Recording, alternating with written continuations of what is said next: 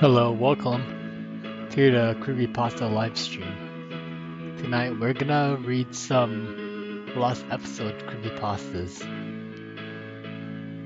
tonight.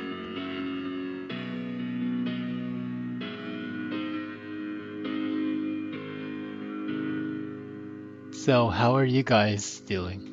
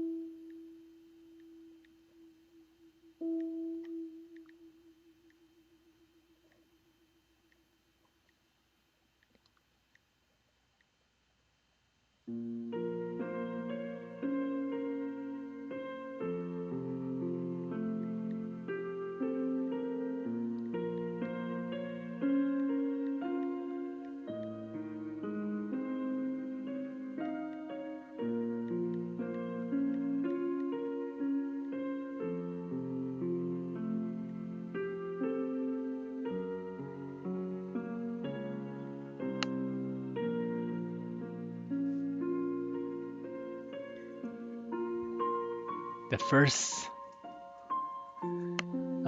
story we're gonna be reading is Gregory's Room. Well, we're gonna get to that in just a second.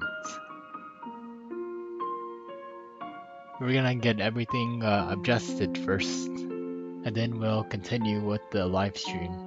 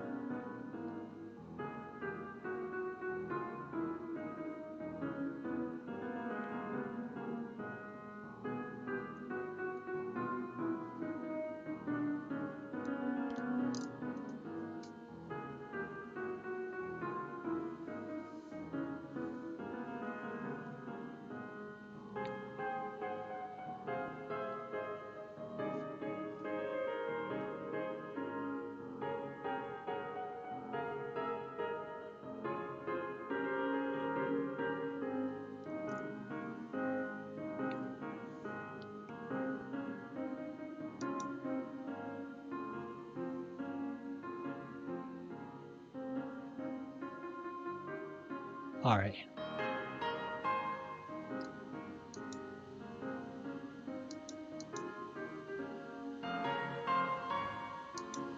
Where am I at? Oh, there I am.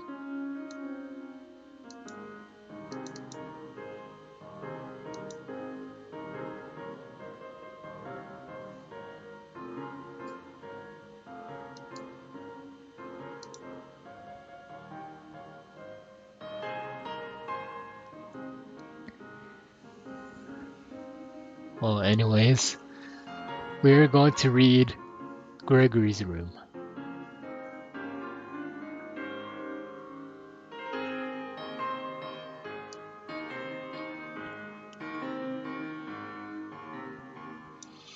My life has always been pretty cheerful. This was made possible by my friends, family, bright future at my university, and nothing bad happens in my life so far. Everyone knows what's nice thought of me, as I have from them. All my teachers and I got along well, and despite having no other known relatives than my parents, I didn't really care much. I always thought that my friends as brothers. I had nowhere else, nowhere, nothing I hid for years. Unlike many other people I know, I'm a 90s kid. I'm pretty sure even adults like those years those years too. Video games, simplicity, and good TV cartoons. Yes, good TV cartoons.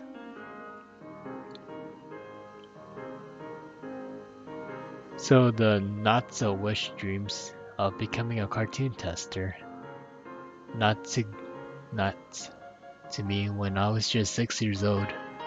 My parents accepted delightfully when I told them I wanted to be one.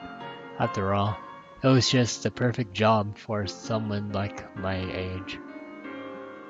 So when people came to the house to ask my parents, I wanted to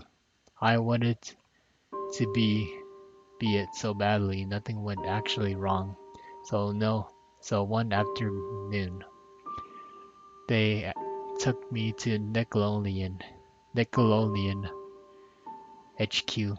I was so excited to see everything they were going to make before everybody watched in the first place.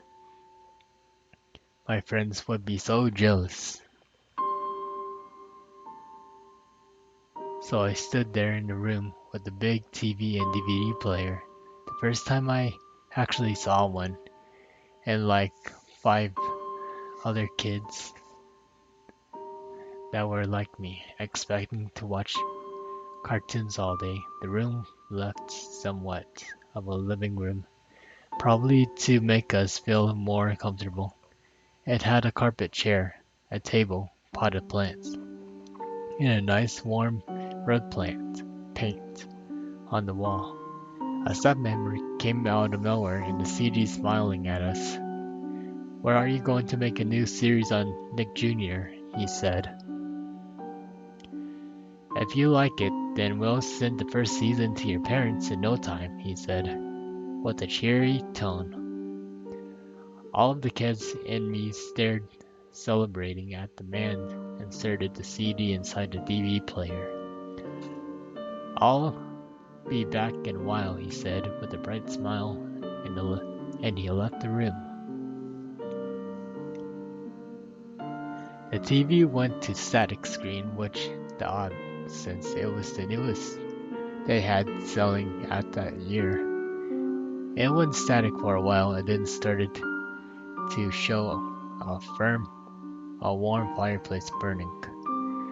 Camera then showed the whole room. No music was heard at all, nor did it produce anything. The camera showed a chair forced face at the window, showing stars at the night sky. The room looked warm and soft. A bald head was in the chair. It slowly turned, showing a big, creepy eyes and surprisingly realistic mouth. Me and the kids were surprised about him and his appearance and waiting to see what happened.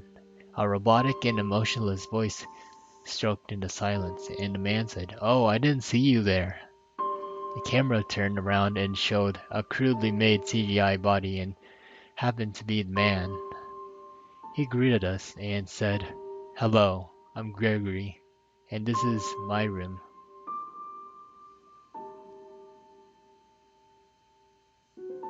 The camera zoomed in on his face. "We're going to have so much fun together, and just the two of us," he pointed to the window. "We can look at the stars together." He held a book. "You can read a book together. We can read a book together. We can read a book together." The camera went to the perspective of the fireplace. As Gregory said, "We can stare into the gorgeous flames in the fireplace together. Dot dot dot."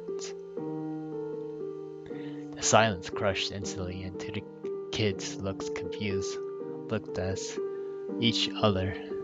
We waited for a while as Gregory's face stared into the chair, into the fire.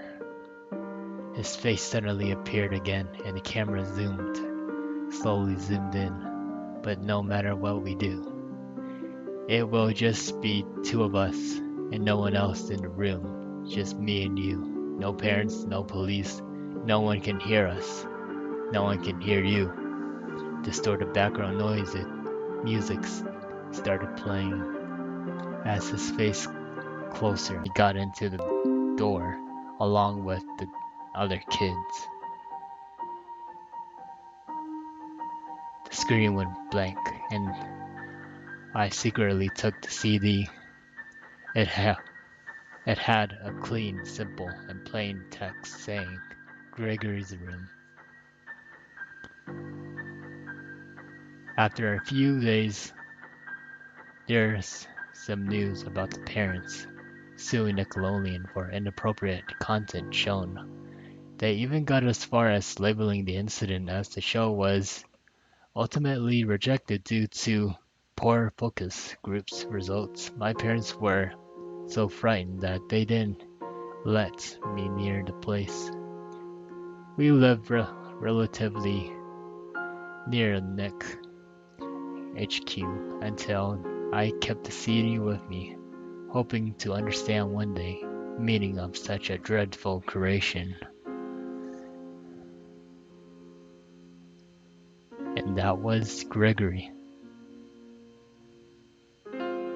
That's the end of the story of Gregory's room.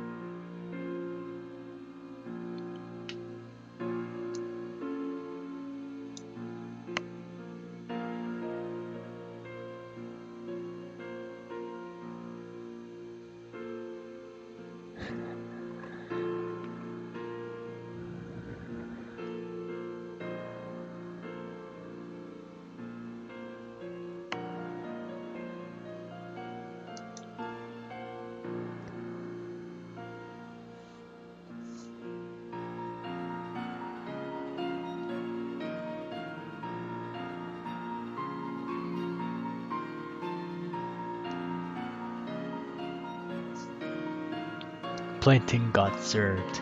This is a good one.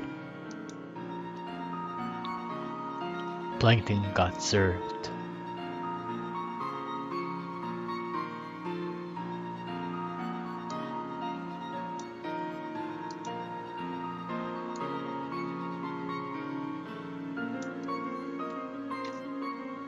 Gonna hydrate real quick.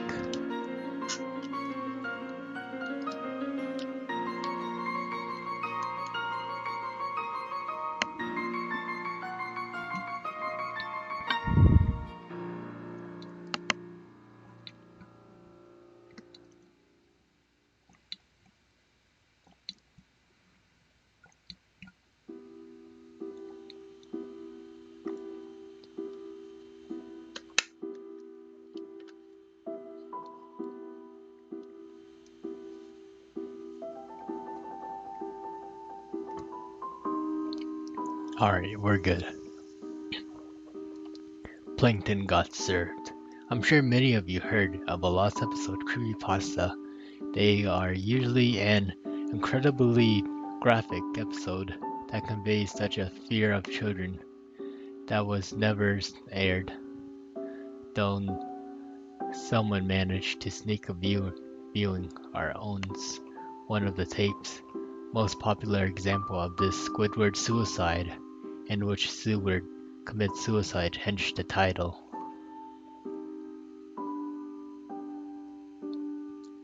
Of course, all of those episodes are false, yet I remember a SpongeBob episode that was altered heavily, but still remain in circulation today. This was one of the course meal from season 7. In the episode, Mr. Krabs finds out that Plankton is horrified of whales and uses it to his advantage. This is one of the last popular episodes of the show due to the dark nature of the episode. Even after the episode was heavily altered.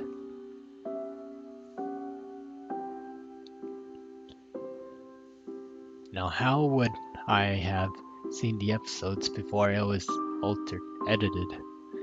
It's simply really. This is one of the 7 SpongeBob episodes that was revealed in the internet before it was aired on TV. Always a big fan of the show, I was excited of the idea of having a SpongeBob episode premiere on the internet before television. I rapidly reloaded the neck page, and finally the episode came up, and it was known as The Plankton Got Served. Thought it was eventually changed. Most of the episode is identical to the one that was circulated today. Plankton managed to break into the Krusty Krab and ties up Mr. Krabs and SpongeBob as he is about to finally get the secret formula from SpongeBob. Mr. Krabs' daughter Pearl walks in and terrifies Plankton and causes him to run out. Plankton later claims his ancestors were eaten by whales, and this is why he fears them so.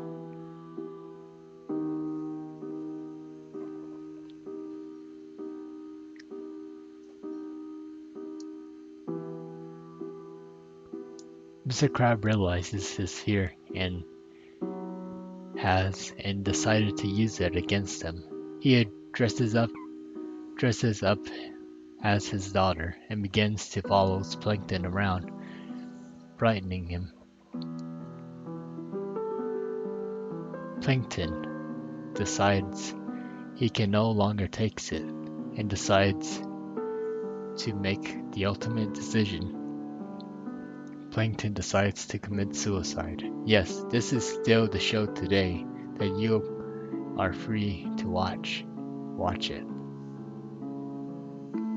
Plankton waits for the bus as he lies into the street, waiting to get run over. This is when SpongeBob came over and tries to convince him to continue his existence. This is where the alteration of the two versions begin. Plankton falls to heed SpongeBob's words and remains there. In the altered version that was shown, SpongeBob tells Plankton that it was Mr. Krabs as Pearl the entire time, and he gets up. In another altered version, SpongeBob says the same thing, but Plankton refuses to believe him. SpongeBob decides that the only thing that he could do to show him the truth is to drag Mr. Krabs outside. Soon after he leaves, the typical red bus comes speeding along. Plankton sits up and watches it hit him. As everything fades to darkness.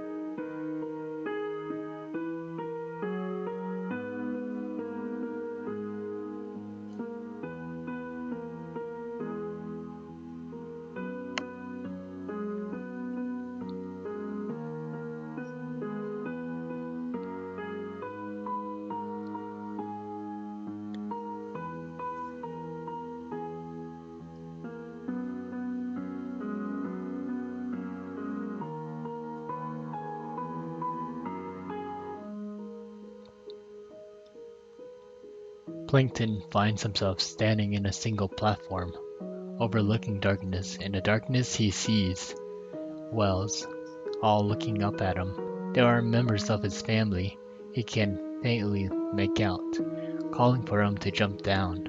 Plankton looks above and sees a light he can scarcely believe.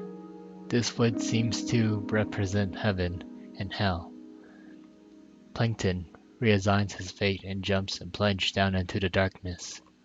This is when the episode ends, and the traditional credits of the show are shown parallel to the Plankton's descent to the darkness.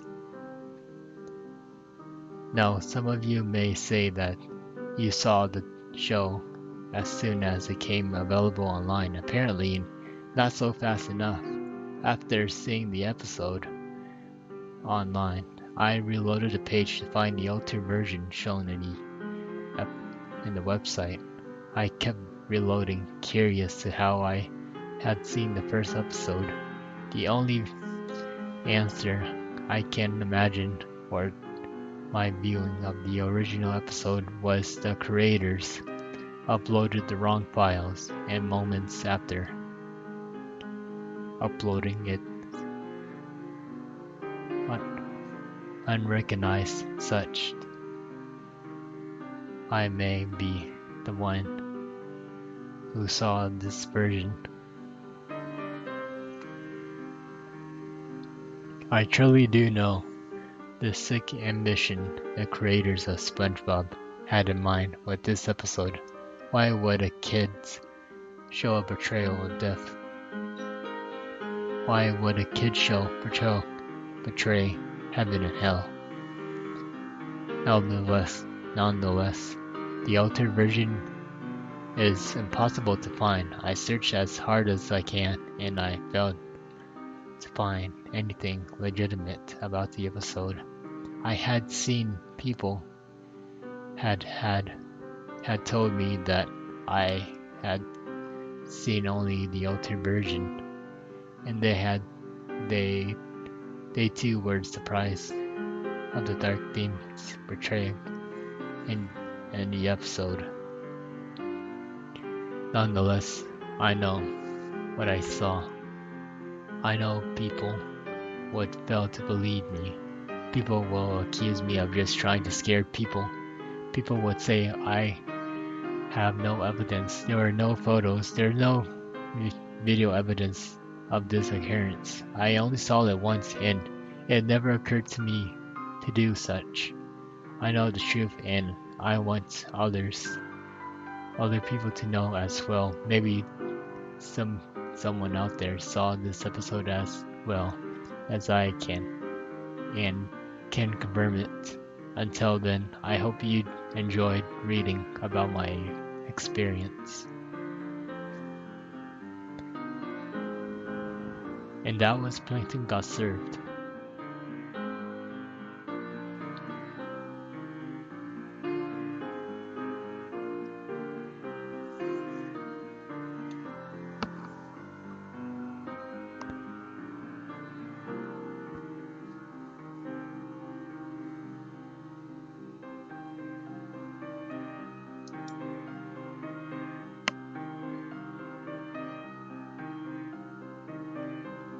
Let's read the break now.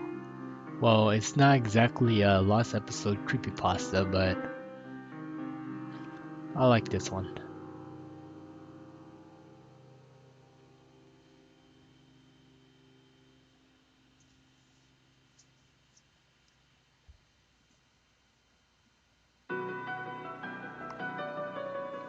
The Rake. During the summer of 2003, events in the northeastern United States involving a strange human-like creature sparked brief local media interest.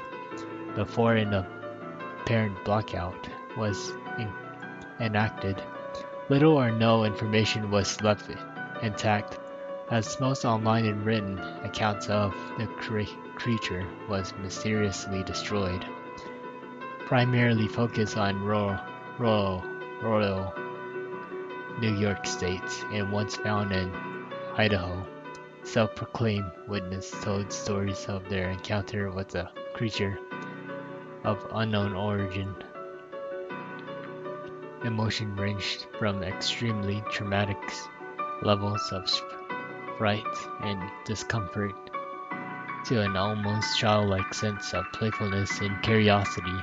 While their published versions are no longer on record, the memories remain powerful. Several of the involved parties began looking for answers that year.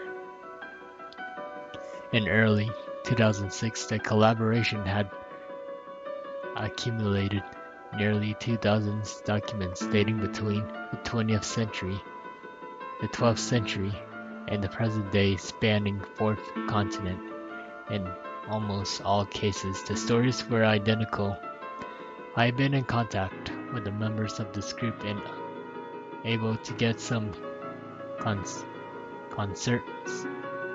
something from their upcoming book, A Suicide Note, 1964. As I prepare to take my life, I feel it's necessary to assuage any guilt or pain I have introduced through this act, as it is a note fault of anyone other than him. For once I awoke and felt like his presence, and once I awoke and saw his form. Once again I awoke and heard his voice and looked at his eyes, and I cannot sleep without fear of what I might wake next wake to experience. I cannot ever wake. Goodbye. Found in the same wooden box were the 2 empty envelopes addressed to Williams and Rose, and 1 loose personal letter with no envelope. Dearest Leonie, I have prayed for you. He spoke your name. A journal entry translated from Spanish, 1880.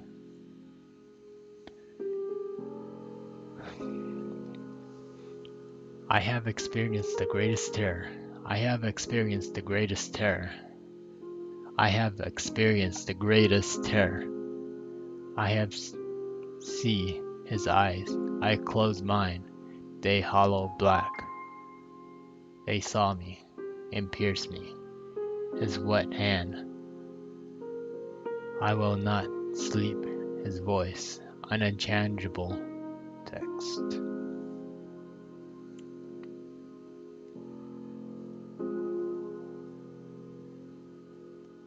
Arenar's Logs, 1691. He came to me in my sleep, from the foot of my bed. I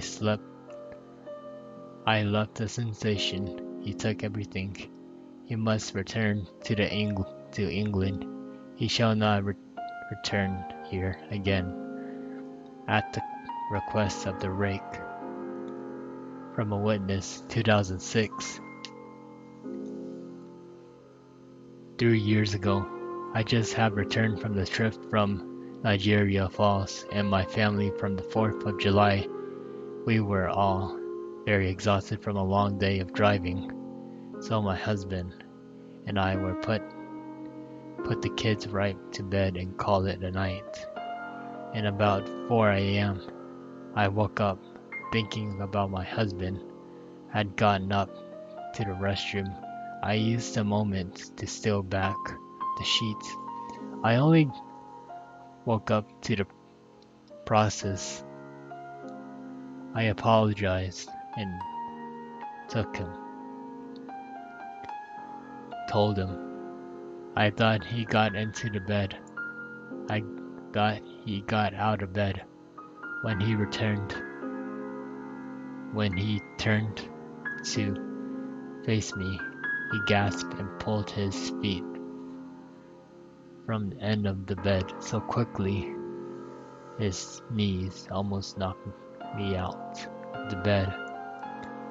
He then grabbed me and said nothing.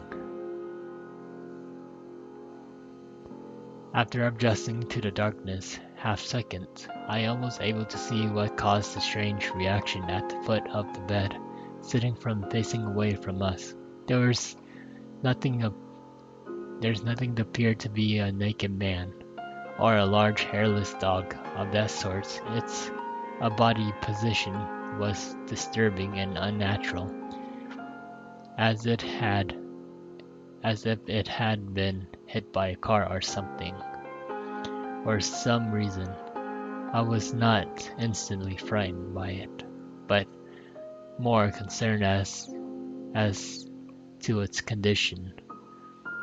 At this point, I was somewhat under the assumption that it was supposed to help him.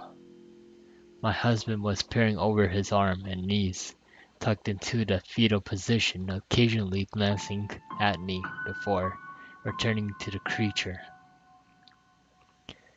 In flurry of the motion, creature scrambled around to the side of the bed and crawled quickly and flailing around sorts of motions right along to the bed until it was less than a foot from my husband's face. The creature was completely silent for about 30 seconds, or probably closer to 5. It was just seems like a while. Just looking at my husband, the creature then placed its hand on its knees and ran into the hallways leading to the kids' room. I screamed and ran to the light switch, planning to stop him before he hurts my children. When I got to the hallway, the lights from the bedroom was enough to see the crouching and hunched over around about 20 feet away. He turned around and looked directly at me, covered in blood. I flopped over on the walls and saw my daughter, Claire. The creature ran down the stairs while my husband and I rushed our daughter. She was very badly injured and spoke only once more in her short life. She said, "He is the rake." My husband drove his car into the lake at night. He rushed our daughters to the hospital. They did not survive. Being a small town, the news got around pretty quickly. The police were helpful at first, and the local newspaper took a lot of interest as well. However, the story was never published, and the local television news never followed up either. For several months, my son Justin and I stayed in a hotel near my parents' house. After we decided to return home, I began looking for answers myself. I eventually located a man in the next town over and had some similar stories. We had in contact and began to talking about our experiences. We knew that two of the other people in New York who had seen the creature we now refer to as the rake. It took 4 of us about 2 solid years to hunt on the internet and writing letters to come up with a small collection of what we believed to be an account of the rake. None of them give any details, history, or follow-up. One of the journals had an entry involving the creature in its first 3 pages and never mentioning it again. A ship log explained nothing of the encounter, saying that only that they were told to leave by the rake. That was the last entry of the log.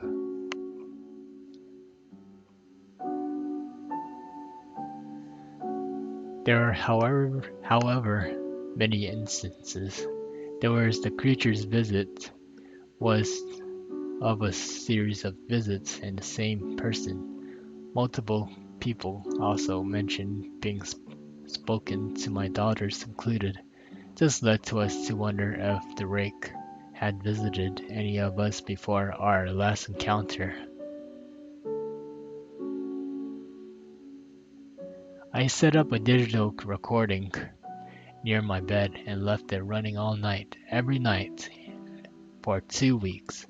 I would tediously scan through the sounds of me rolling around in the bed each day, and I woke up by the end of the second week. I was quite used to the occasional sounds of sleeping while blaring through the recording at 8 times normal speed. This still took almost an hour every day.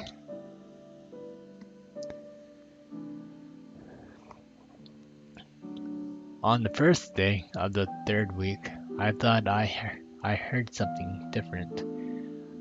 What I found was a shrill voice. It was the rake. I can't listen to it no longer in the I can't listen to it long enough to even begin to transcribe it. I haven't let anyone listen to it yet. All I know that I heard it before, and I believe that it spoke. When it was sitting in front of my husband, I didn't remember hearing anything at the time. But for some reason, the voice in the recorder immediately brings me back to that moment. The thoughts that must have gone through my daughter's head makes me very upset. I have I have not seen the rake since he ruined my life, but I know that he has been in my room while I slept. I know, in fear that one night I'll wake up to see him staring at me. And that is the end of the rake story.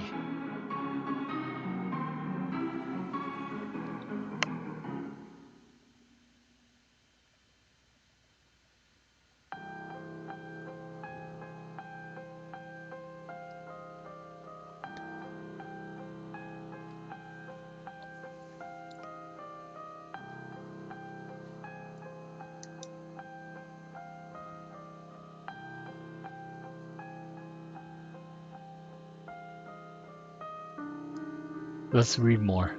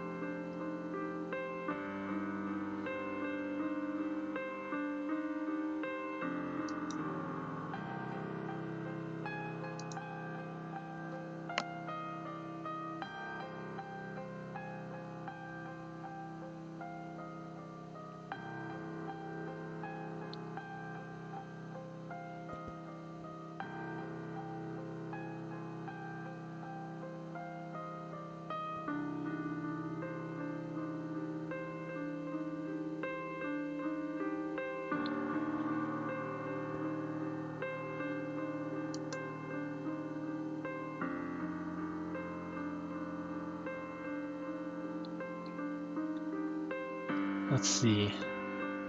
Now, close that up.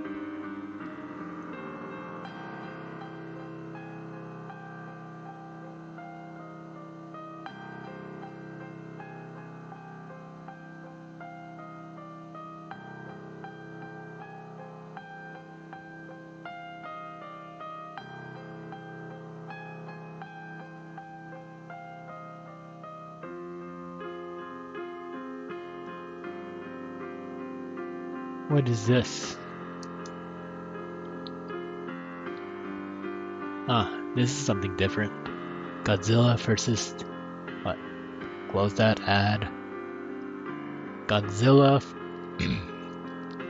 Godzilla versus Yeah, drink some water.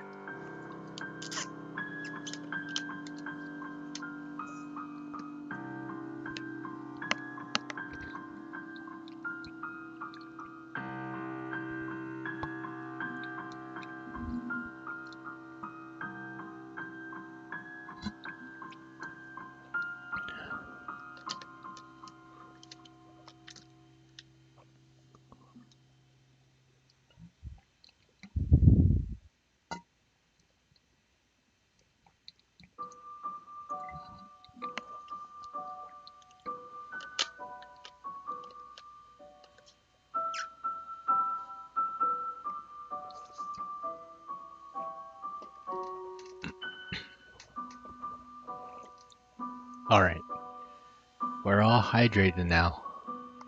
Again, Godzilla versus Destroyo, y'all. I think that's how you pronounce it. Destroyo, y'all. Is a strange word. Alright, hello everyone. I'm here to present you to a visual tape I discovered in the 1995 Godzilla film, Godzilla vs. Destroyo, y'all. For those of you that don't know, I'll give you a brief rundown of the story. After many action-packed battles across Japan, Godzilla hearts begin running out of radiation and enter meltdown to make the situations even worse. A new monster begins, called Destroyo Y'all, spawns from the chemical reactions caused by the oxygen destroyer of the original Godzilla movie appeared, and it's up to Godzilla to save the nation before himself destroys it. Anyways, I came across this VHS back in 1996, shortly after the film has been released in Japan. Being a serious fan of Godzilla, I obtained the tapes by buying it directly from Japanese distributor. Myself, as a small fee plus import costs, inserting the tape into my player, I noticed the first major differences.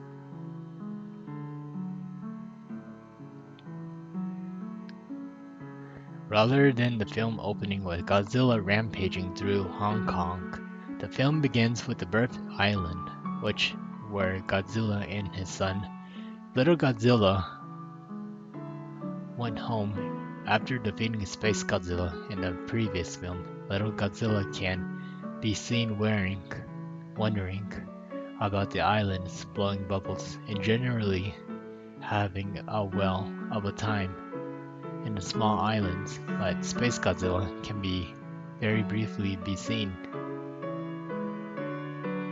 in the background while Little Godzilla wanders towards his father. I assumed this was an error due to the use of stock footage. Godzilla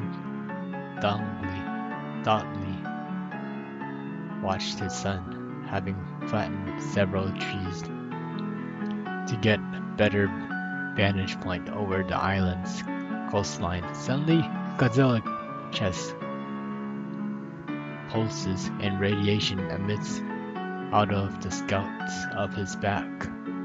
He roars in agony, and the scene cuts to the little Godzilla, who looks around in surprise as the screen goes white. The film then continues upward to the Godzilla introduction, and from the points onwards, the film continues as the normal, with a few small errors as the Godzilla Jr. missing from the roars in the lines used to control the juvenile Destroyo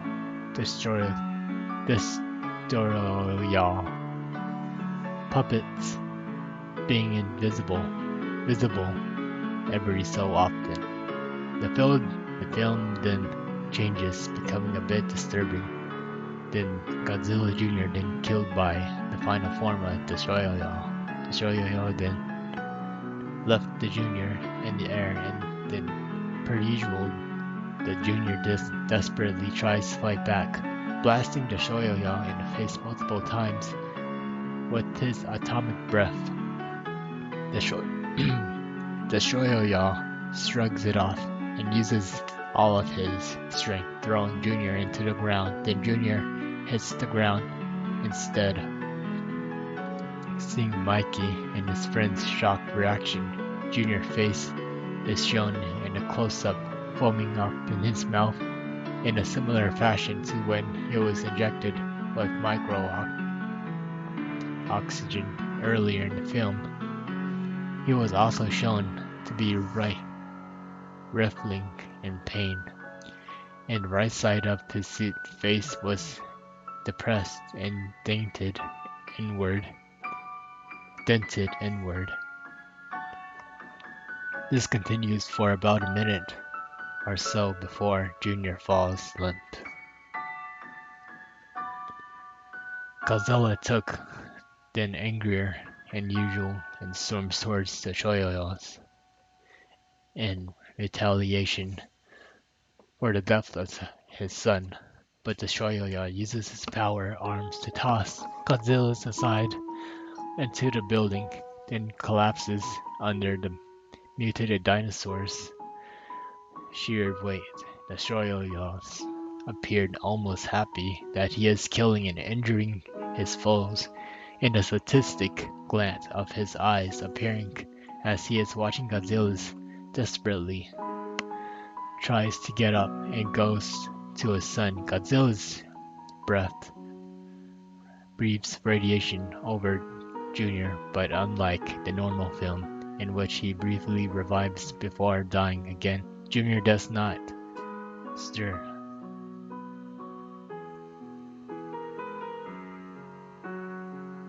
The next scene of interest is of a subject which has become legendary amongst the G fans. It is a scene which is often described as a very rarely seen. There is no sound except what has appeared on the grinding of servos in the Shoyoyo's suit. The monster braced himself, and the patterns of his chest opened up. What I saw was definitely wasn't been seen by anyone else. There's in the normal deleted scene, there's Destroyers actually beam that was fired, and this attack isn't seen properly because it didn't been edited in yet. In this version, you can clearly see the beam, which has colors of bright purple, slam into Godzilla, and the screen fades to white.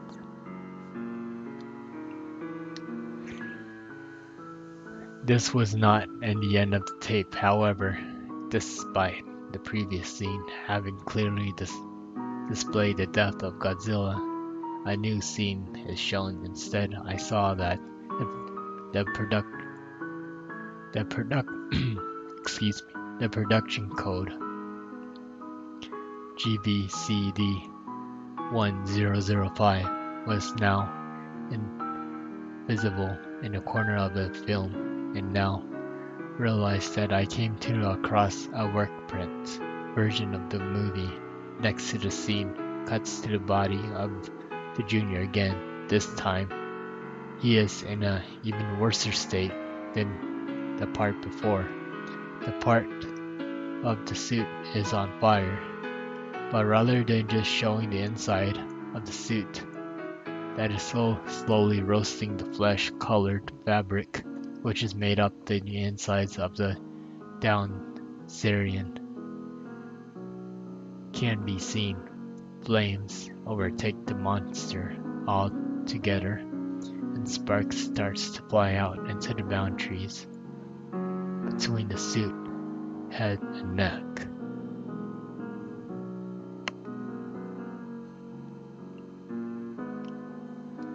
The film then cuts further down, onwards, and to the JSDF shows up to the try and bombard destroyers with their weapons. Instead of taking to the air, destroyers' floral pattern opens up again and then uses the same move as destroying the tanks in a mighty explosion.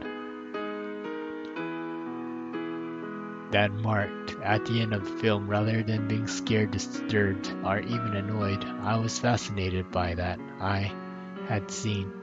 I noticed I decided to reorder a new tape so I could see the final product, but I wanted to keep hold of the unusual tape. Perhaps the strangest thing that was in the tape, that there was absolutely no blood whatsoever. Although there was a rare occurrence, blood is sometimes used in the Godzilla series to symbolize a serious injury, since it wasn't added during the addition of other special effects. It was always used a while and the cameras are still rolling. Why the blood had not been used here baffled me.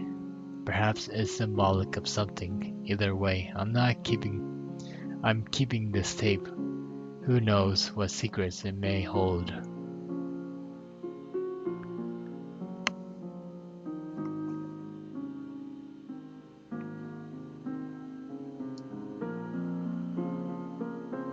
And that was Godzilla's versus Destroyers.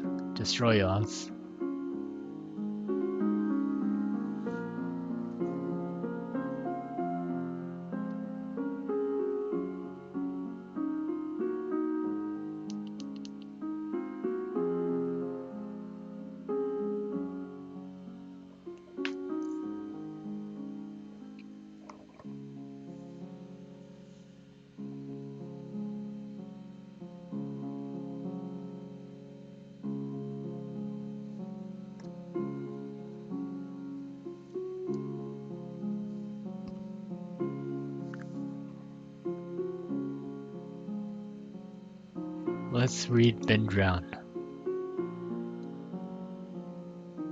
It's a classic story. It's a very long one as well.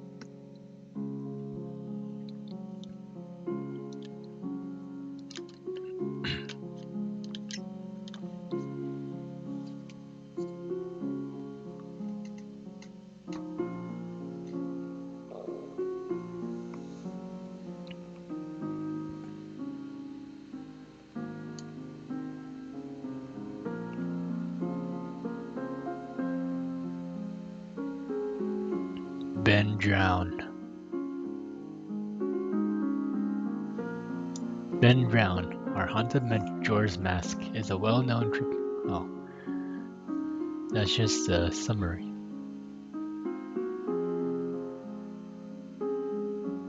Alright. The pasta.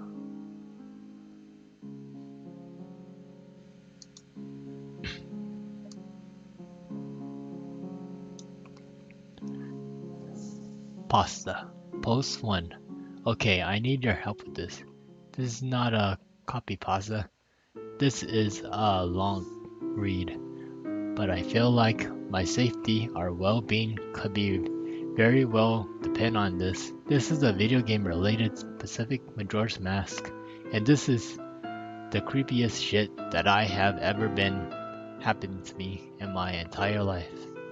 Having said that, I recently moved to my dorm room starting as a sophomore in college, and a friend of mine gave me this old Super Nintendo 64 to play. I was stoked to say at the least. I could finally play all of those old games of my youth that I couldn't touch in at the least a decade. His Nintendo 64 came with one yellow controller and a rather shoddy copy of Super Smash Bros. And while beggars can't be choosers, neither to say, it didn't take long until I became bored and beat up level 9 CPUs.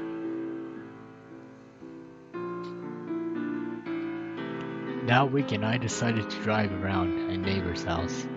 In about 20 minutes or so, off campus, hitting up the local garage sale, hopping a course, and some good deals from ignorant parents, I ended up picking up a copy of Pokemon Stadium, GoldenEye, fuck yeah,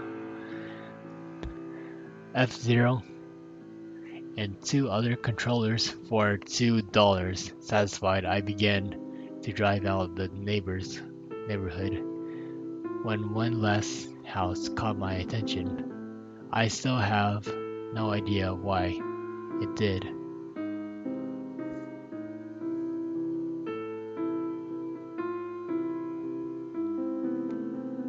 There were no cars there and only one table. They were setting up with random junk on it. But something of sorts drew me there and I apparently was something drew me there. And I usually trust my gut those with those things. So I got out of the car and I was greeted with the old man. His outward appearance was, for a lack of a better reason, displeasing. It was odd. If you ask me to tell me why I thought he was displeasing, I couldn't really just pinpoint anything. There was just something about him that puts me on edge. I can't explain it, but I can tell you that it was something in the middle of the afternoon, and there was other people within that shouting distance. I would not have even thought of approaching this man.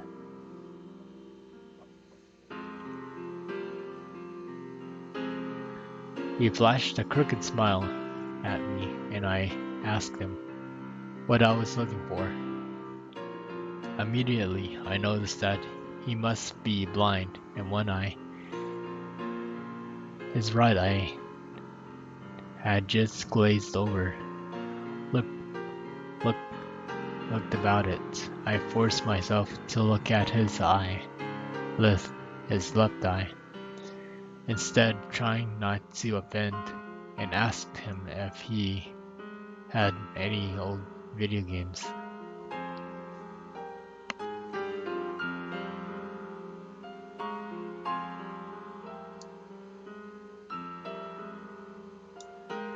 I was already wondering how I could politely excuse myself from the situation when he tells me he had no idea what a video game was, but I was surprised he said he had a few ones in the old box. He assured he'd be back in a jiffy and turned to head back into the garage. As I watched him hobble away, I couldn't help but to notice he looked like that he was selling. I couldn't help but to notice what he was selling on the table.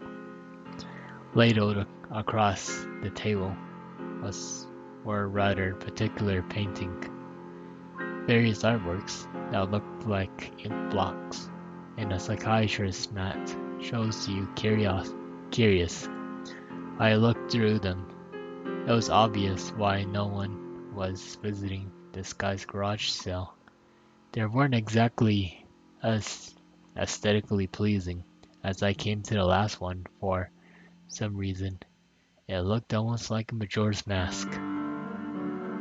The same heart-shaped body with the little spikes protruding outward. Definitely, I just thought that since I was secretly hoping to find the game in those garage sales,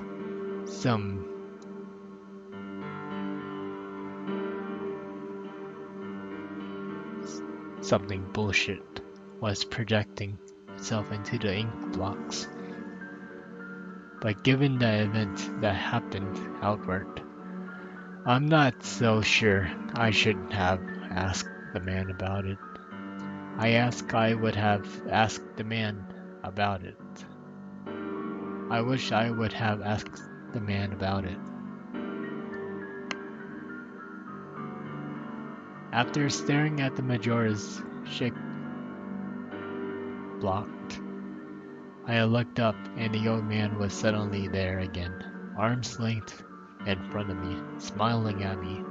I admit I jumped out of reflex, and I laughed nervously as he handed me a Nintendo 64 cartridge. It was the standard gray color except for someone had written Majora's on a black permanent marker. I got butterflies in my stomach as I realized what condition this was and asked him how much he would wanted for it. The old man smiled at me and then told me that I could have it for free. It used to belong to a kid who was about my age that didn't live here anymore. There was something weird about how the man phrased that, but I didn't really pay any attention to then. I was too caught up in not only finding this game but getting it for free. I reminded myself to be a bit skeptical, since this looked a pretty bit shady cartridge, and there was no guarantee it would work. But then the optimist inside me interject in that maybe it was some kind of beta version of the pirated version of the game, and then that it was all I needed to get back onto Cloud 9. I thanked the man, and the man smiled at me and wished me well, saying goodbye then, at least that's what it sounded like to me. All the way in the car ride home, I had a nudging doubt of the man saying something else. My fear was confirmed that when I booted up to the game, to my surprise, it worked just fine. And there was one save file named simply Ben Goodbye. Ben was saying goodbye. Ben. I felt bad for the man, obviously a grandparent, obviously going senile, and I was, for some reason or another, reminded him for his grandson, Ben. Out of curiosity, I looked at the save file, eyeballing it. I could tell that he was pretty far from the game. He had almost all of the mask and 3/4 of the remaining boss. I noticed that he had used an owl statue to save his game. He went on day 3 and by the Stone Tower Temple, with hardly an hour left before the moon would crash. I remember thinking that it was a shame that he had came so close to beating the game, but he never finished it. I made a new save file named Linked out of the tradition, started the game, all ready to revive my childhood.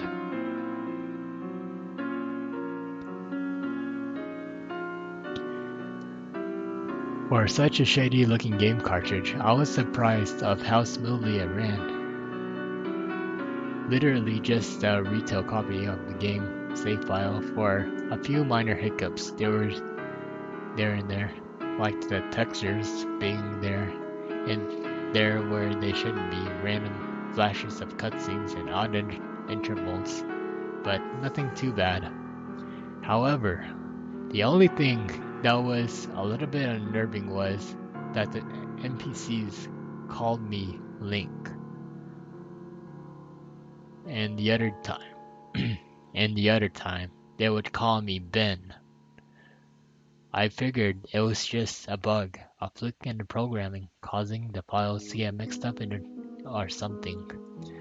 I did It did kind of creep me out, though, after a while. It was around after I had beaten the woodfalls.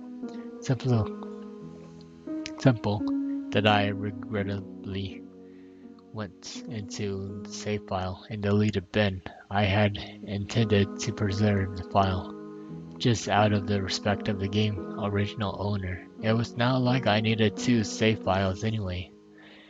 Hoping that it would resolve the problem. It would, and it wouldn't now. NPCs wouldn't call me anything where my name should be in the dialogue. There was just a blank space. My save file name was still called Link, though, frustrated with my homework to do. I put the game down for a day.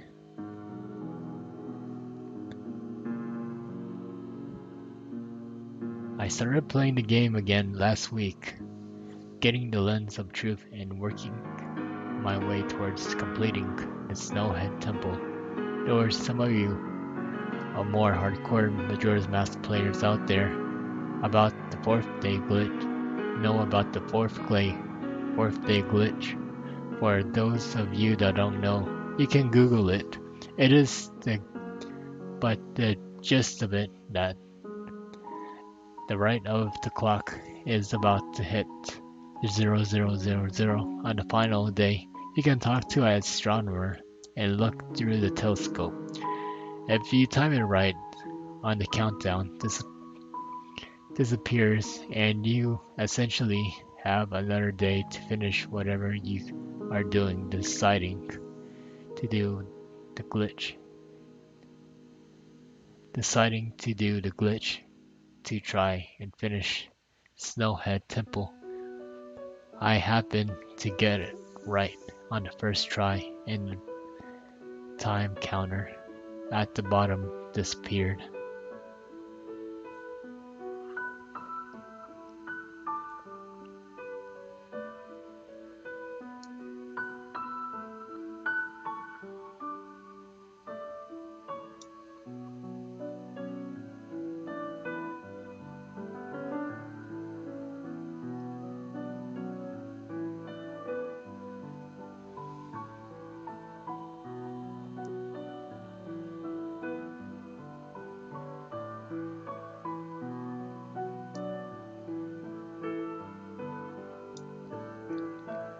However, when I press B to exit this telescope, instead of being greeted with the astronomer,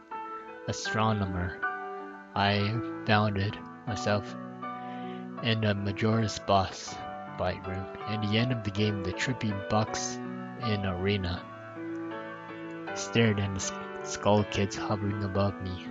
There was no sound, which just him floating in the air above me, and the music playing. Music which was regular for the area but still creepy. Immediately, my palms began to sweat, and it was definitely not normal. Skull Kid never appeared here. I tried moving around the area. There was no matter where I went, Skull Kid always be facing me, looking at me, not saying anything. Nothing. What happened, though? This kept up for around 60 seconds. I thought the game was bugged or something, but I was beginning to doubt that very much.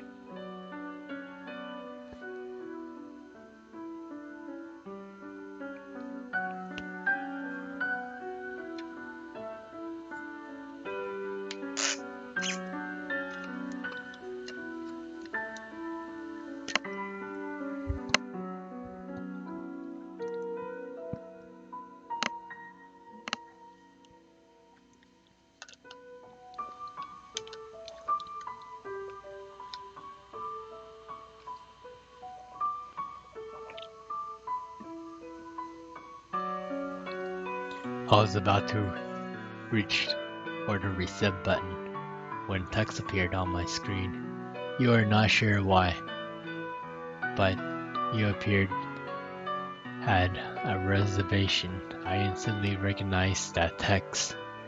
You get the message when you get the room key from the Iju and the sock pot inn.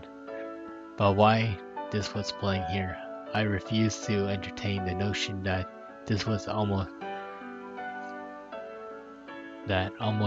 as the game was trying to communicate with me. I started navigating the room again, testing to see if that was some sort of trigger that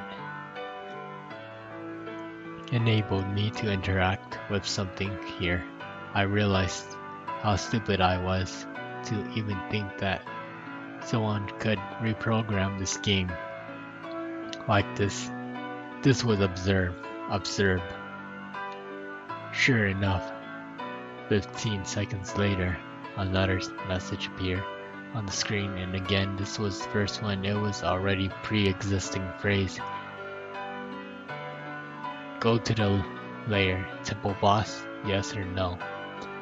I paused for a second, contemplating what I should press and how the game should react. When I realized that I can select no, taking a deep breath, I pressed yes and the screen faded to white. With the breath dawn of a new day, there was a subtext beneath it, where I was ported to fill me. Where I was ported to fill me with the most intense sense of dread and impending fear I had ever experienced. The only way I could describe the way I felt is having feeling of inexplicable depression and profound skills. I am normally not a depressed person, but the way I felt here was feeling that I didn't even knew existed. It was such a twisted, powerful presence that seems to wash over me.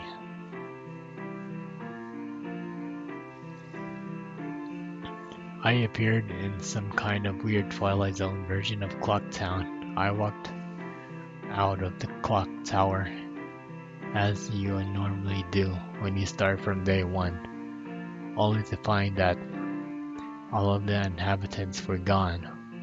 Usually in the fourth day glitch, you can still find the guards and dogs and run around the outside of the tower. This time, they were all gone. What replaced them an ominous feeling? What was something out of there in the same area as me in? That was me and that it was watching. I had 4 hearts for my name and the hero's bow, but at this point, I wasn't even considered for my avatar.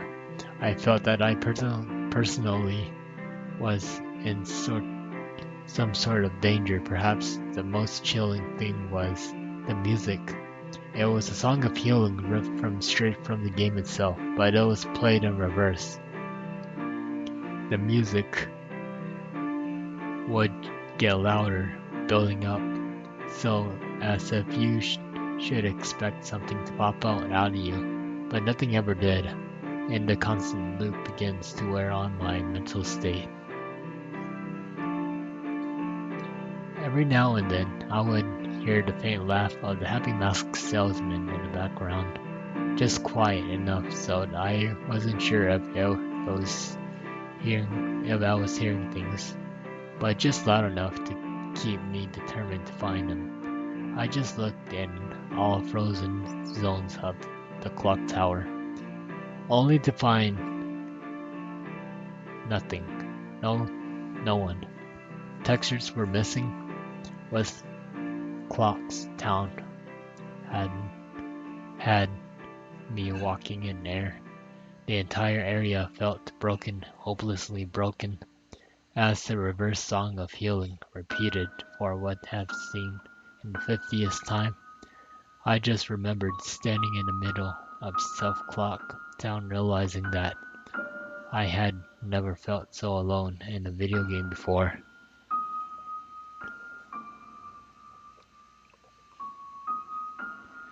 As I walked through the ghost town, I didn't know whether it was the combination of the out of the place textures and the atmosphere and the haunting melody of the once peaceful and soothing song, which butchered and distorted, and I was literally on the verge of tears, and I had no idea why I had ever cried. Something had gripped me here, a powerful sense of depression that I was both foreign and crippling.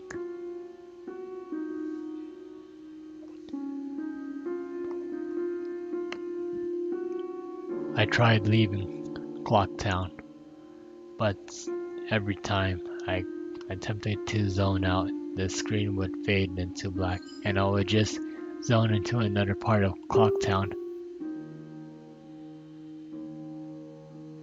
I tried playing my ocarina.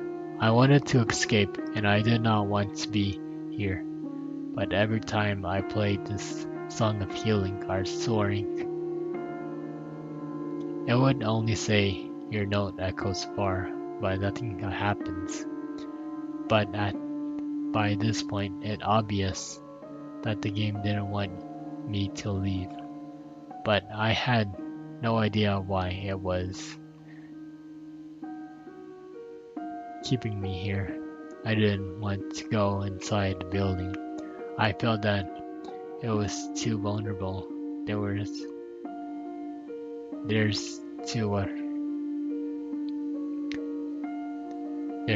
to whatever I was terrified of. I didn't know why, but I came up with an idea that maybe if I drowned myself in a laundry pool, I could spawn somewhere else and leave this place. As I zoned in and out of towards the pool, that when I happened, Link grabbed his head and the screen flashed for a brief second, for a brief moment, of the happy masked salesman smiling at me. Now Link, smiling, the skull kid screamed, playing in background, and then when the screen returned, I was staring at the Link statue from playing the song.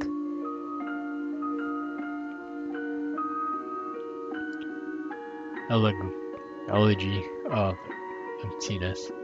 I screamed as the thing was stared back at me. In a haunting facial expression, I turned around and ran back into the southwest clock tower, and by my horror, the fucking statue followed me, and on the way, I can't compare this to the weeping angels from Doctor Who. Every so often, at random intervals, the animation would play as the statues appears behind me. It was like the thing was chasing me. I didn't even want to fucking say it, haunting me.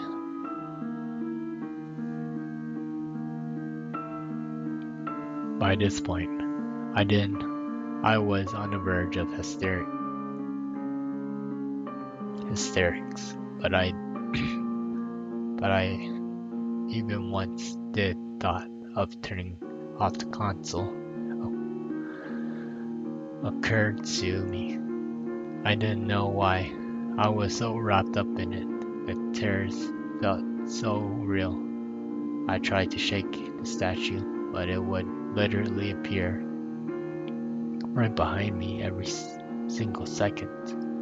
Link started to begin to make weird animations I have never seen him do before.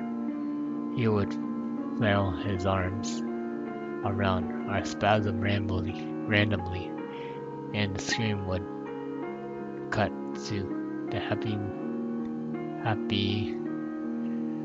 masked salesman smiling again for a brief moment, before I was face to face with the fucking statue again. I ended up running into the Swordsmaster's dojo and ran into the back. I didn't know why, but in my panic, I just wanted some kind of assurance that no, not alone here.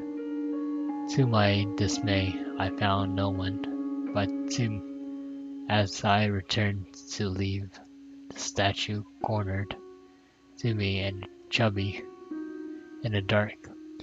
I tried attacking the statue with my sword, but to no avail. Confused and backed into a corner, I just stared at the statue, waiting for it to kill me. Suddenly, the screen flashed again to the happy masked salesman, and Link turned face to my screen, standing upright, mirroring the statue, looking at me along to my to his copy, literally staring at me. Whatever was left of the fourth wall was completely shattered while I ran out to the dojo, terrified. Suddenly the game wrapped me around into the underground tunnel, and the reverse song of healing quelled up again. I was given a brief moment and rest before the statue started appearing behind me again. This time aggressively. I could only take a few steps before it would summon behind me again. I hurriedly made my way back into the tunnel, appeared in Southern Clock Town. As I ran aimlessly in the sheer panic, suddenly I redid screams faded black as I dawn of a new day appeared.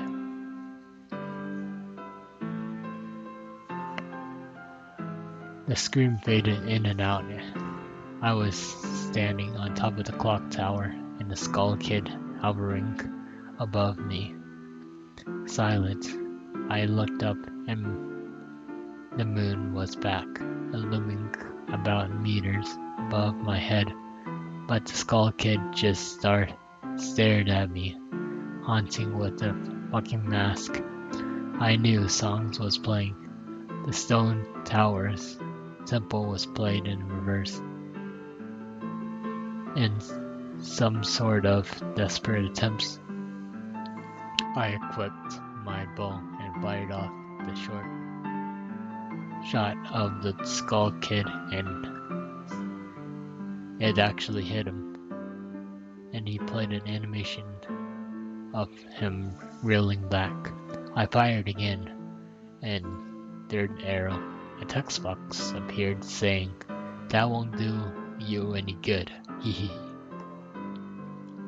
And I was picked off the ground and levitating upwards on my back, and the Link screamed as he burst into flames, instantly killing him.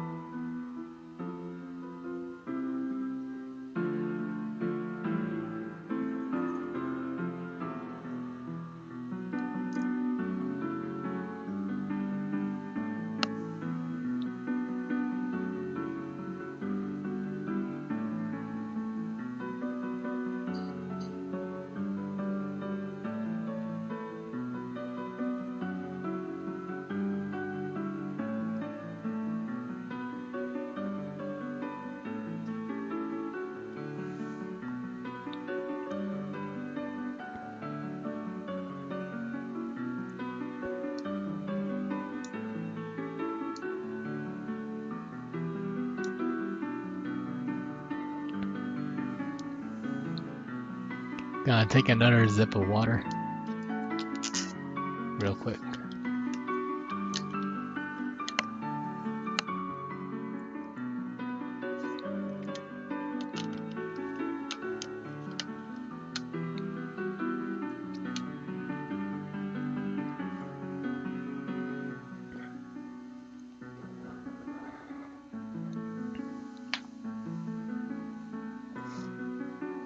I jump when this happened. I had never seen this move used by anyone in the game, and Skull Kid himself didn't have any moves. As the death screen played, my lifeless body still burning. The Skull Kid laughed, and the screen faded to black, only to have me reappear in the same place. I decided to charge him. By the same thing happened, Link's body was lifted off the ground. By some unknown force, he immediately burst into flames, again killing him, the time burning during the death screen. The fainted sound of the reverse healing could be heard in the third and final try. I decided there was no music played this time, that all there was an eerie silence. I remembered that the original encounter with Skull Kid, you were supposed to use the ocarina, either travel back in time or summon the giants. I attempted to play the Song of Time, but before I could hit the last note, the Link body once again horrifically exploded into flames and he died. As the death screen neared its end, it begins to chug, as the cartridge was trying to process a lot of something. When the screen came to, it was a screen. At first, it was the same scene as the first three, except this time, Link was lying on the ground dead in a position I had never seen in the game before, his head tilted towards the camera with the Skull Kid floating above him. I couldn't move, I couldn't press any buttons, but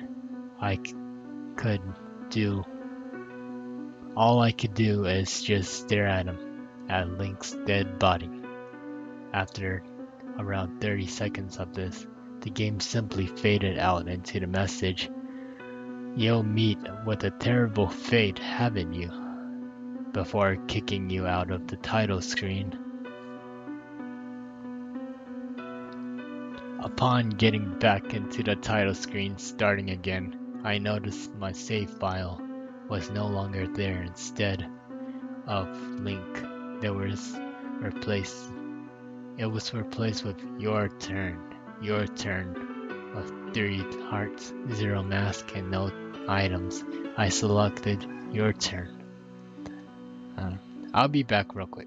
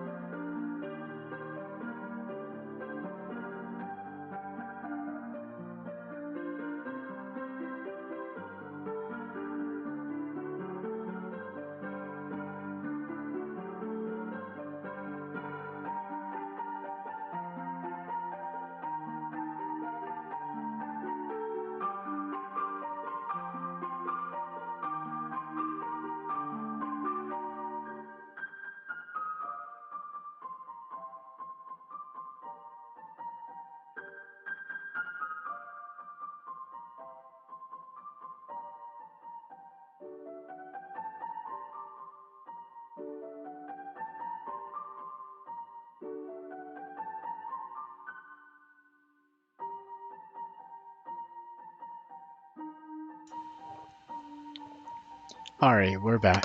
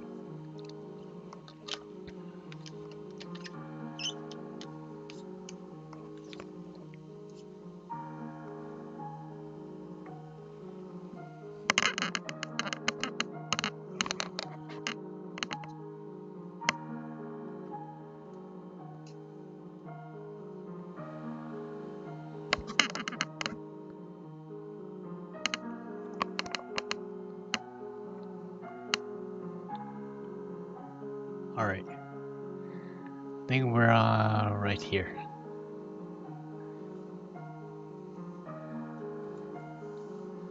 It was replaced with your turn. Your turn. Had 3 hearts, 0 mask, no items. I selected your turn,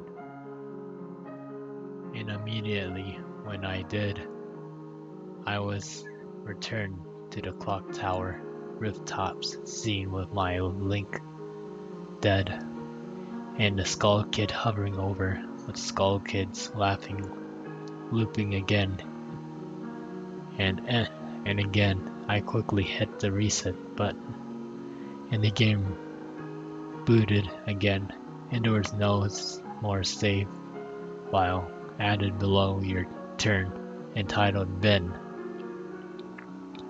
Ben's save file is right back.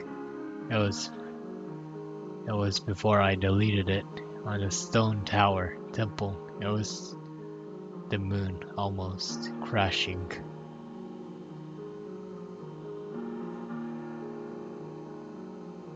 I turned the game off at this point. I'm not superstitious, but this is a way too fucked up.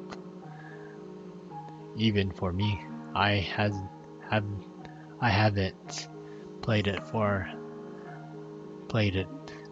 at all today. Hell, I didn't even get any sleep last night. I kept hearing the reverse song of healing music in my head, and just remembering a sense of dread I felt exploring Quack Town. I drove back to the old man's house today to ask him some questions with a buddy of mine. No way I was going there alone. Only to find out that there were for sale sign in the front yard, and when I rang the door, no one was home.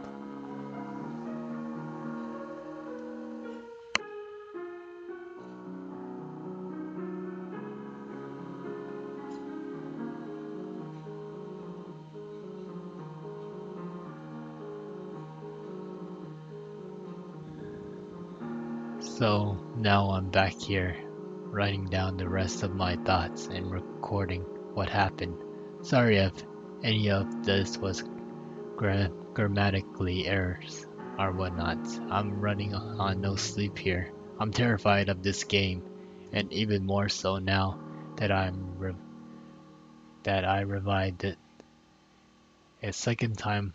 Writing this all down, I feel like there's still more of it than meets the eye,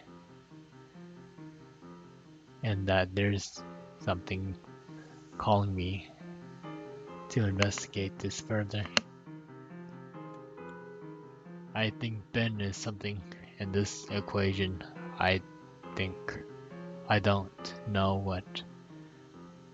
And if I could get a hold of this old man, and I would be able to find some answers. I need another day or so to recuperate before tackling this game again. It's already taking a toll on my sanity, I feel like. But next time I'm going to do this. I'm going to be recording my footage all the way through.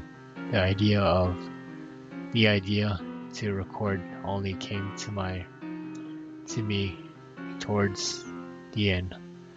So see you in a few minutes of what I saw, including the Skull Kids and the elegy statue, but it is on YouTube here.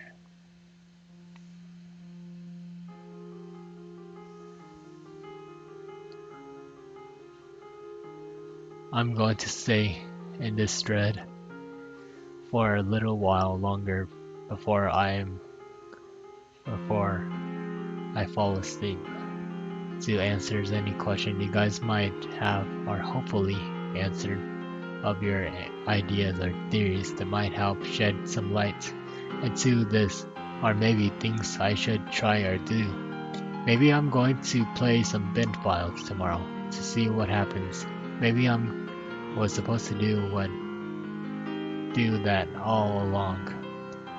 I don't believe in paranormal shit, but this is a little fucked up. But maybe this Ben guy is just a little good hacker, programmer.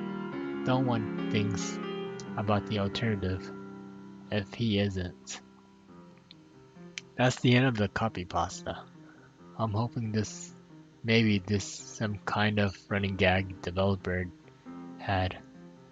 The other people had gotten gags or hacks copies of the game like this. This really scares me.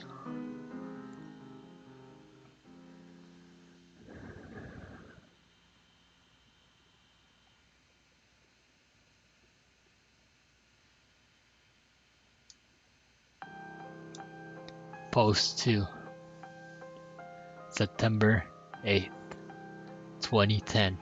I'm going to post what happened and link the video footage, and last night everything has got too real for me. I think I'm done messing around with this. I passed out pretty much immediately after making the thread, but last night, the elegy of emptiness statue, I had dreamt about it. I dreamt that it was following me in my dreams, that I had been minding my own business. Then I felt my neck hair stand up on the end. I would turn around and things that horrible lifeless statue would be staring with my empty eyes right at me, merely inches away with my dream. I remember calling it Ben, and never before had I had a dream that I could remember so vividly. But the important thing is I could get some sleep, I suppose.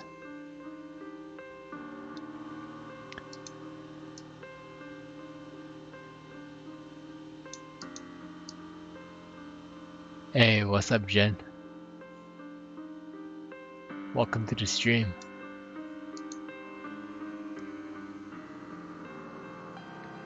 We're reading some creepypasta right now. This is Been Drowned. It's not a lost episode creepypasta, is a gaming creepypasta. So far we've been diving pretty deep into it.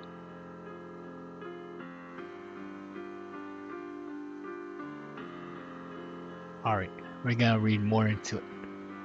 Today, putting off playing the game as long as I could, I drove back into the neighborhood to see if the old man back I expected the car was still gone. No one was home.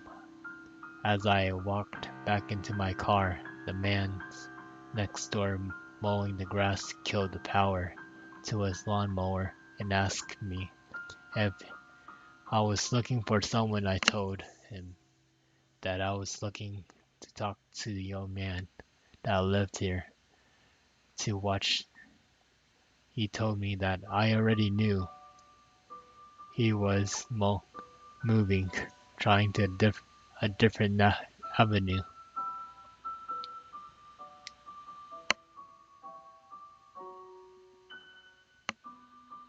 You're good.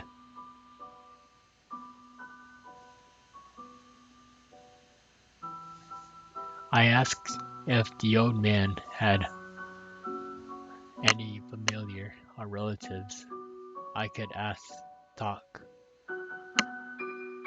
to.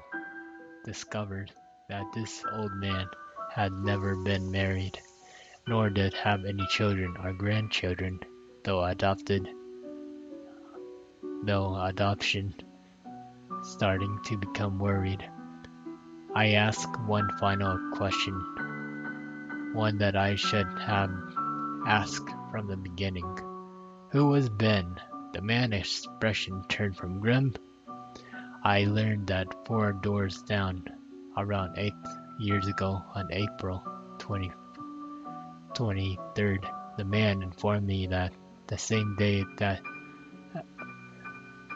day as his anniversary, that how he knew the specific date, that there was an accident with a young man named Ben in the neighborhood shortly after his parents moved, and despite any further attempts to talk to the man to more information, he wouldn't divulge anything else. I went back and started playing again, loading up the game, and immediately jumped into the title screen where the mask flies by. The sound that played when it was not that normal whoosh sounds. It was something much more higher pitch. I pressed start, bracing the worst. But just like 2 nights ago, the flies turned. The files your turn, and Ben was displayed. Truth was told, I looked at the Ben files earlier. It seems to fluctuate between displaying the owl and save and not. I brought up the Ben file and hesitated for a moment in noticing that the state was not in the same place as they originally were 2 days ago. It seems like they had already completed the Stone Tower Temple at this time. Summoning my courage, I selected it.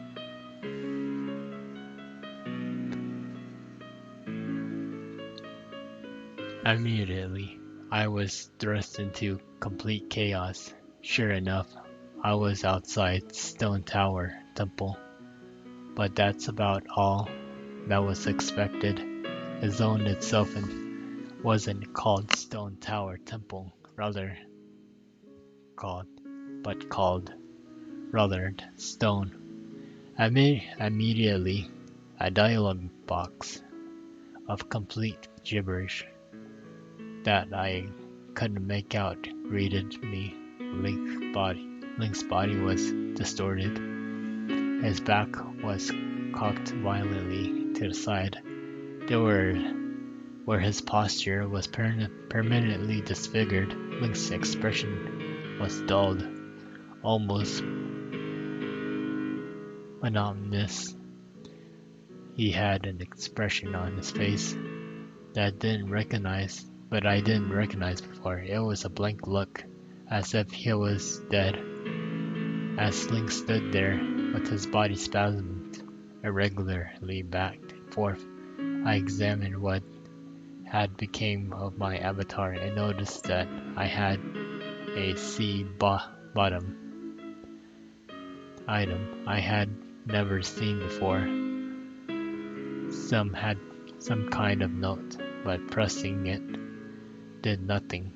Sounds played back and forth that I didn't recognize from the game, almost demonic in nature, and there was some kind of high-pitched yelp and some kind of laugh or something playing in the background, and I had some kind of 2 minutes to take in the environment before another one of those fucking elegy of emptiness statues summoned, and immediately after, I was cut to the dawn of a new day screen, except this time it was without the subtext.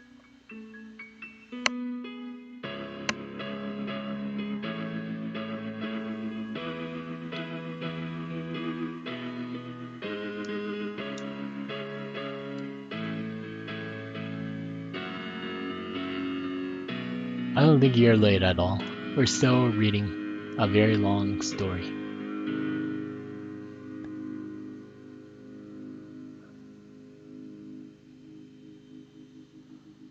If you know what Been Drowned is, it's a long fan fiction, horror fan fiction of Majora's Mask.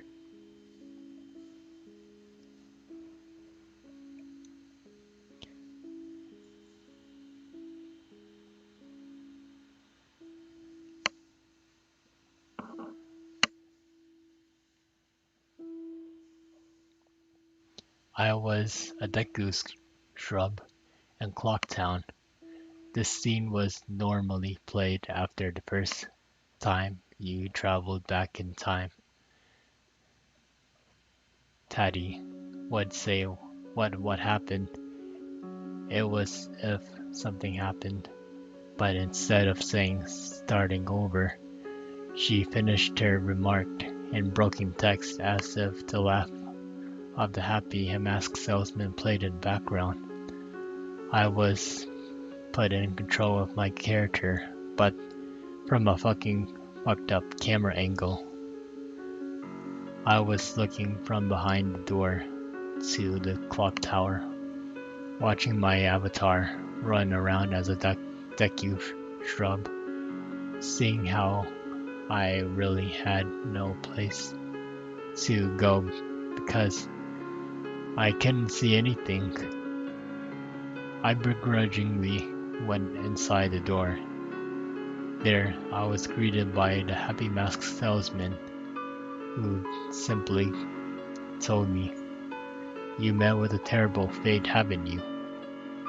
before screen whitens out.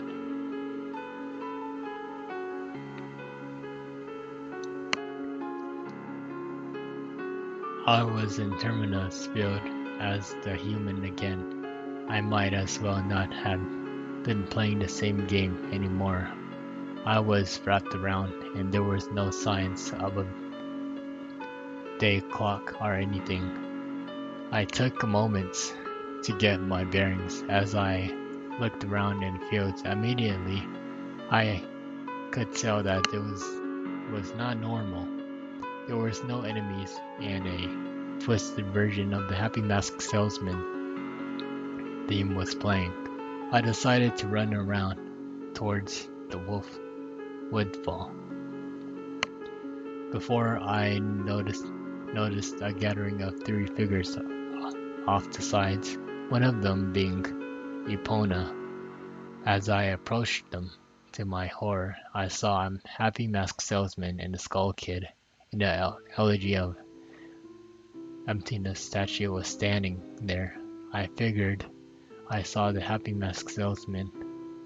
I figured maybe they was bugged out, and by now I told myself that I would know better. Nonetheless, I approached them carefully and found the Skull Kid were playing some kind of indie animation on loop.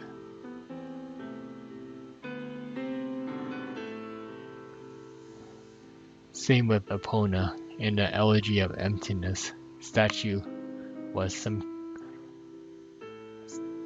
statue of emptiness.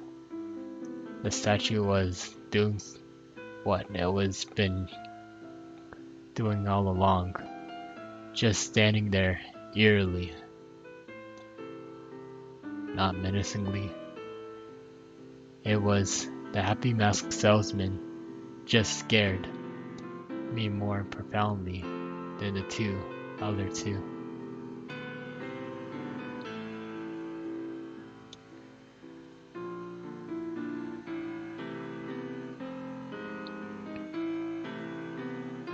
He's he's he's too was an idol, wearing the shit-eating grin.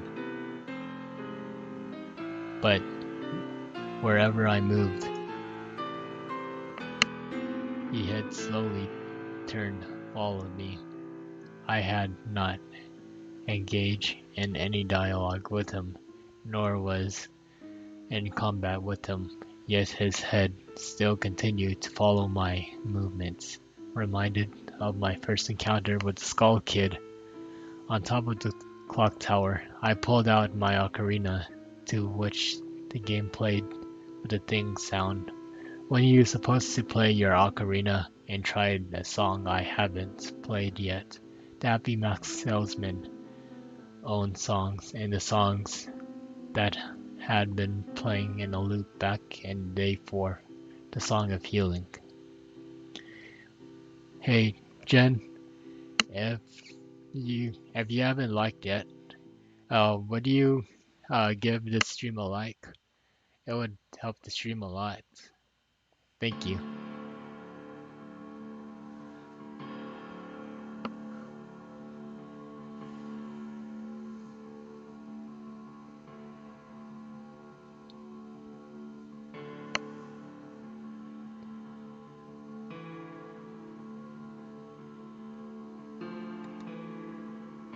I finished playing the song, and as I did, I a ear-piercing shriek blasted into the TV, and Sky immediately started flashing. The Happy Mask Salesman twisted theme song sped up, intensifying the fear inside me, and the link exploded into flames and died.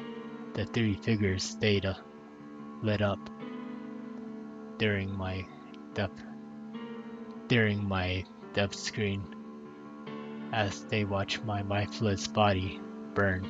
I can't describe I can't describe to you how sudden and terrifying the transition from eerie to terror it is.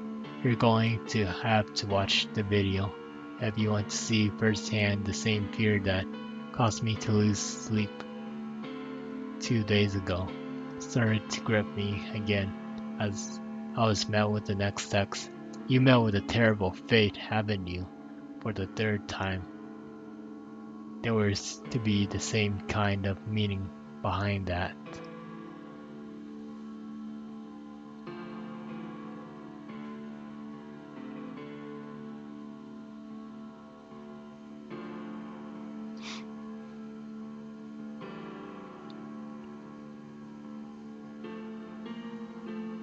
I had little time to ponder as I was immediately given another small cutscene of transitioning into a Zora, and now had found myself in a great temple bay. Hesitation, but curious to see the game had in store for me, I slowly made my way towards the beach, and I found Epona wandered into the game has decided to put her here. Was the game implying that she was trying to get a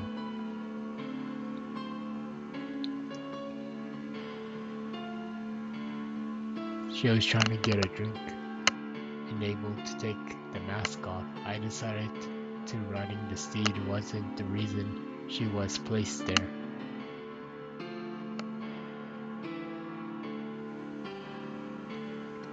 Suddenly I realized that Epona kept nagging, and the way she was angled made it look like she was trying to signal a point to me off the distance. It was hunch, but I drove into the great bay and started swimming. Sure enough, I almost missed it. I found something in the bottom of the ocean, one last elegy of emptiness statue. I went down to examine that suddenly my Zorro started choking.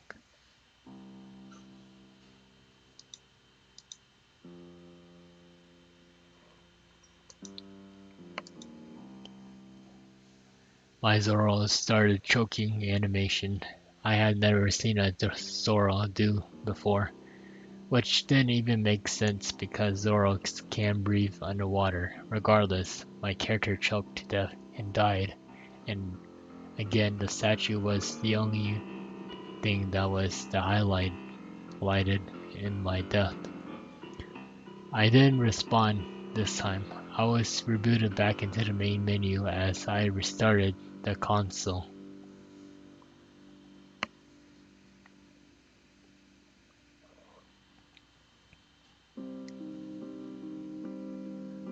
The press start screen was before me.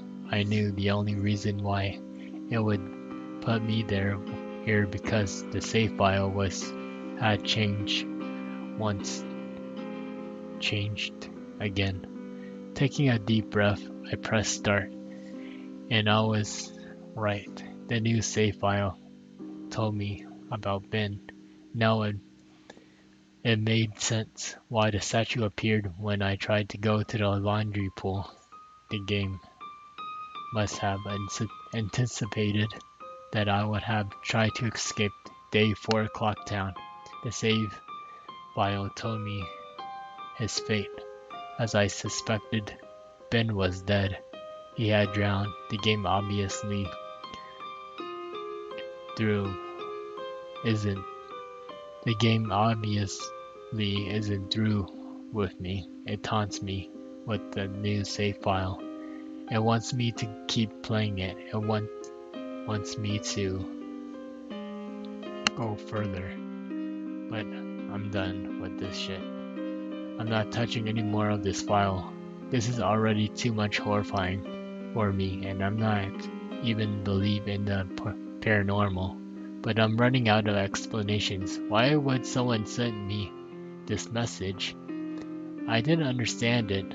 I just get too depressed thinking about this. This footage is up here for those who want to see it and try and analyze it. Maybe there's something kind of code message in this gibberish or something symbolic in what I meant and something symbolic in what I went through. I'm too emotionally and mentally drained to fuck with it anymore.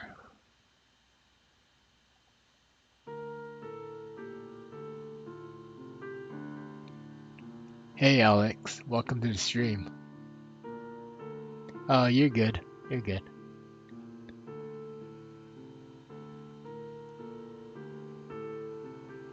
We're doing a late night creepypasta stream, and tonight we are reading Ben Drown. And so far we are in the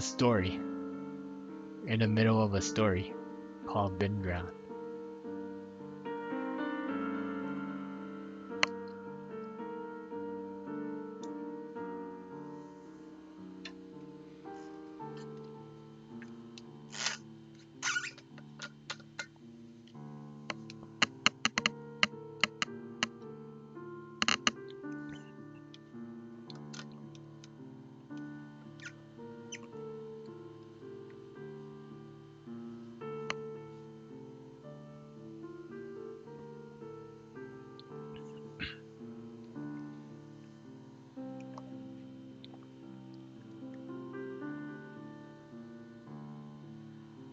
Press the like video if you like the stream.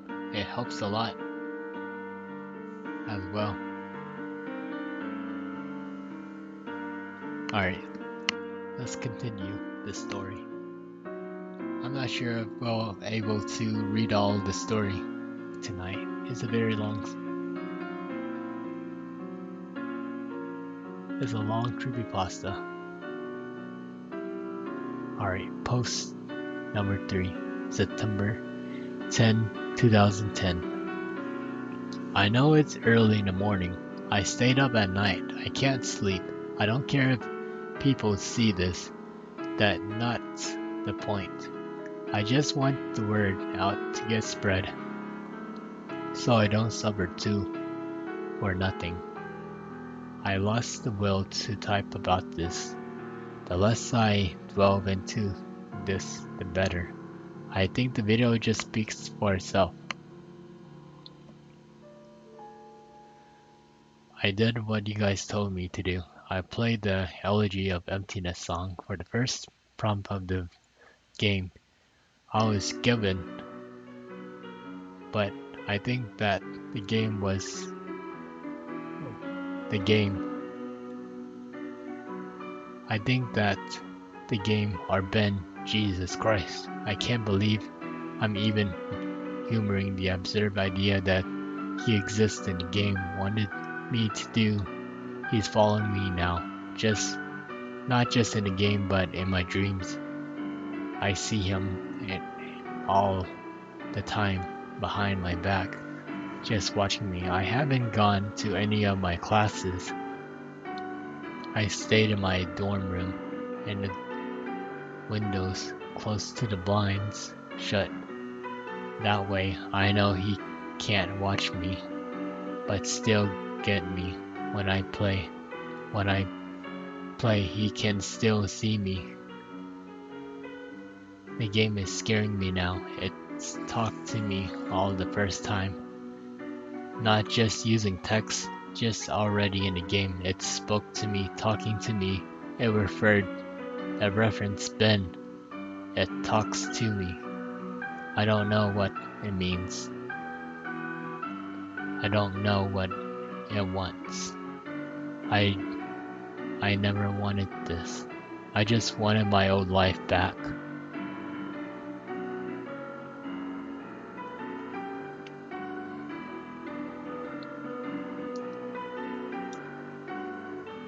Stuff like this doesn't happen to people like me. I'm just a kid, not even old enough to drink yet. It's not fair. I want to go home. I want to see my parents again.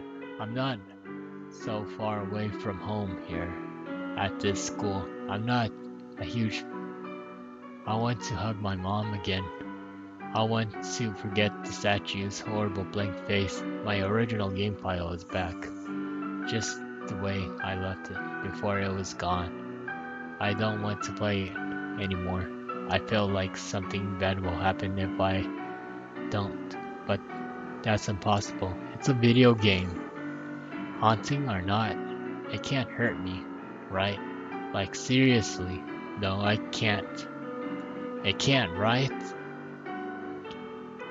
That's what I keep telling myself, but every time I think about it, I'm not so sure.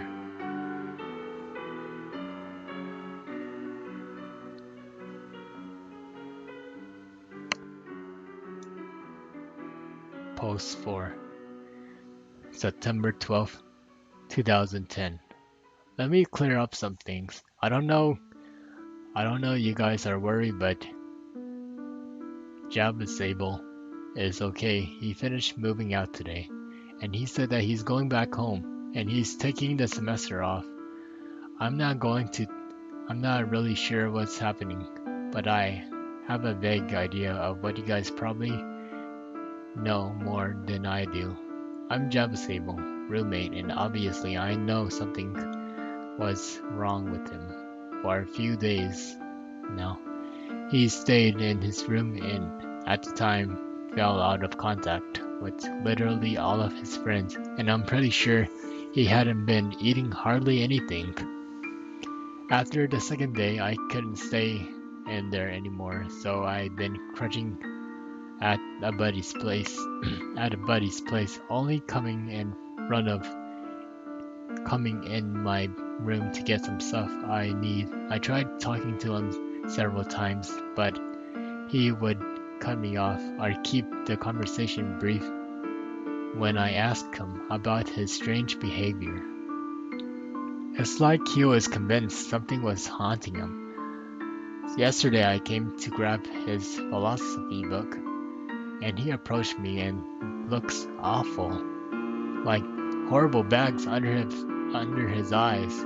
He handed me a flash drive and gave me specific instructions. He told me that he needs me to do something last favor for him. he finally explained to me that he has been going on, giving me the account info to his YouTube account, and told me that he's getting away from here, and it alert him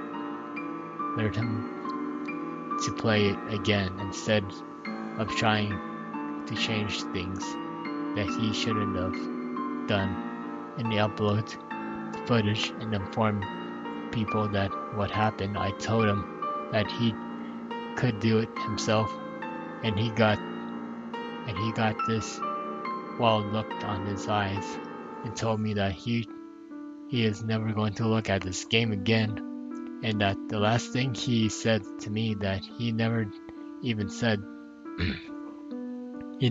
said bye. His parents could pick him up. I never even got to meet his parents.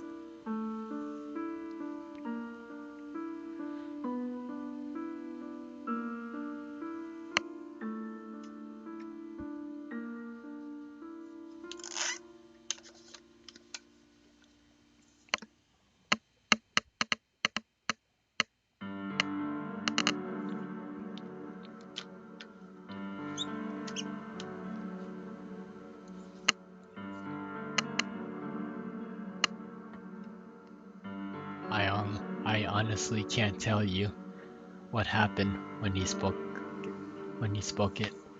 It was kind of hard to understand him, and he was fucked up. My parents was really distracted me. On the flash drive there was the footage of the game last night, a text document with his name and password for YouTube, and the third document called the truth.txt containing what he told me were his notes that he's taken. He told me that he meant everything to him, that I followed his instructions exactly. Normally, I wouldn't be able so to the letter for requests over a fucking video game, but the way he spoke and the way he looked me, no, this really serious, and going to honor that. I had this video since yesterday, but had have someone help me use something that's not really my forte. That's after watching it. I had to go back through and look at this other videos on this YouTube account to realize what was going on, and though I'm really confused, the video I'm releasing tonight, the truth.txt, will be released on September 15th. Just like he requested. I haven't dared peek at it yet. Just the first time I saw it. It was the first time you see it out of respect to a friend to answer your questions. No, I haven't tried calling him yet. I think I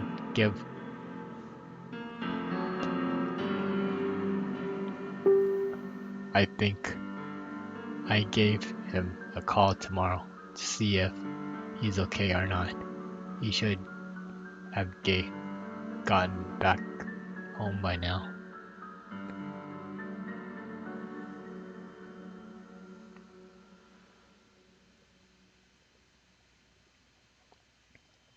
About the video and this, I cut straight to when he loaded the bin file in the game. Looking back, I realized that JavaStable left the save select screen, and because he said different names sometimes, so my bad. But all it says that this time the same at the end of the last video. Link and bin, nothing different. I wasn't there when he was played, but it looked to me that, like in the beginning, when he first spawns, he testing out his equipment or seeing what items he was or something, because apparently they changed rapidly. Because then before, I just think the game got too personal for him.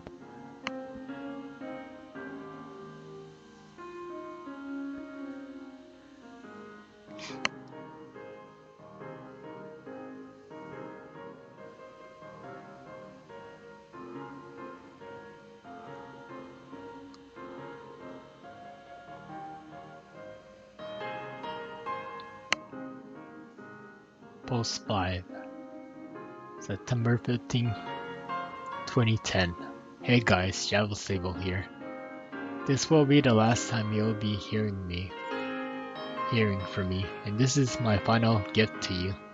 Those are the notes that I have been taken from the realization I made before I delve into this. I want to thank you for following me, and thank you for listening.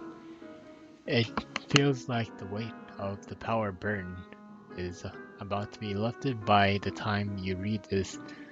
I wouldn't be around anymore, but after spending 4 days in this maddening game, I have begun to understand what really at play, and hopefully after reading this we can assure that this never happens again.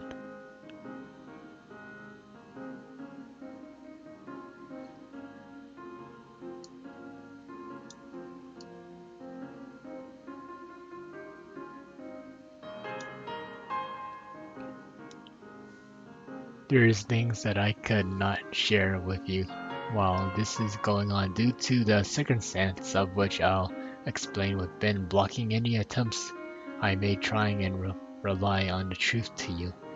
I tried every so subtle to warn you guys in various ways amidst the chaos and German something and make a barely noticeable pattern in my videos. In all 5 videos I recorded all 4 days, I have either had the mask of truth, interacted with the gossip stone, and the lens of truth equipped with some points of for you know Zelda. You know Zelda enthusiasts, all those symbols of honest and trustworthy. I know. I would hope that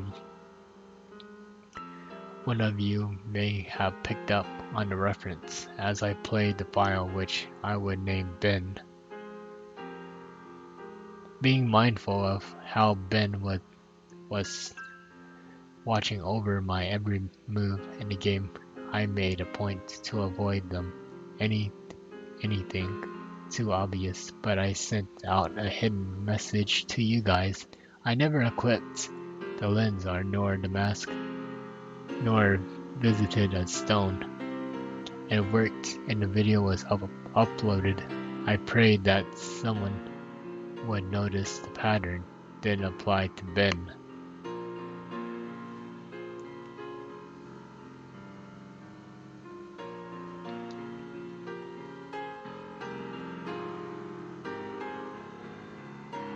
The tag followed suits too. I hope you guys paid attention to those as well. They were my little message to you.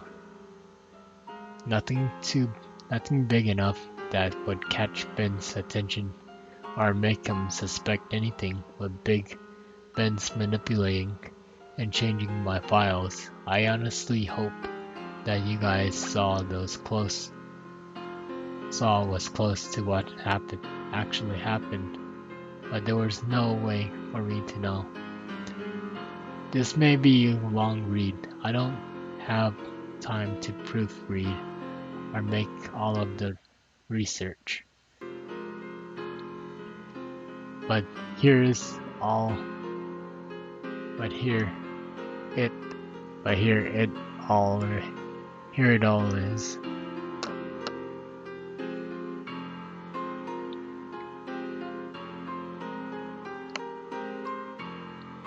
September 6, 2010, 11 p.m. Can't believe what happened. I'm not sure what is this, some kind of elaborate hoax. Despite the fears, I can't help but to exponentially something curious about this. But who is this statue? Lots of questions here. I'm starting this document as a diary so I could keep track of everything. I'm typing up a summary of what's happened so I can come back to it later. September 7th, 2010.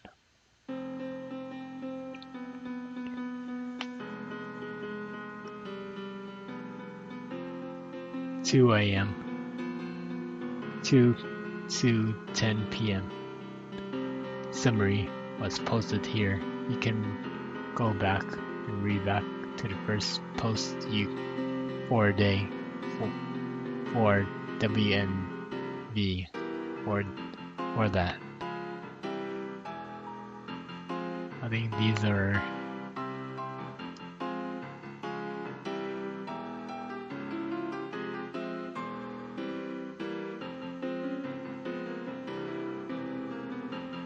I think those are just the summaries of the post that this person made.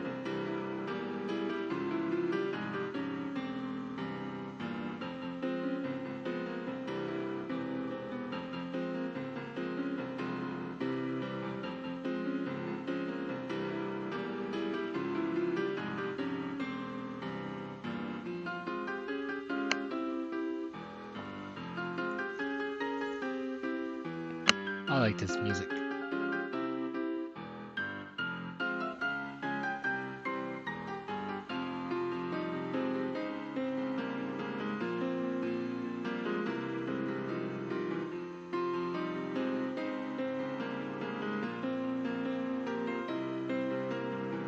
Shall we read all of it?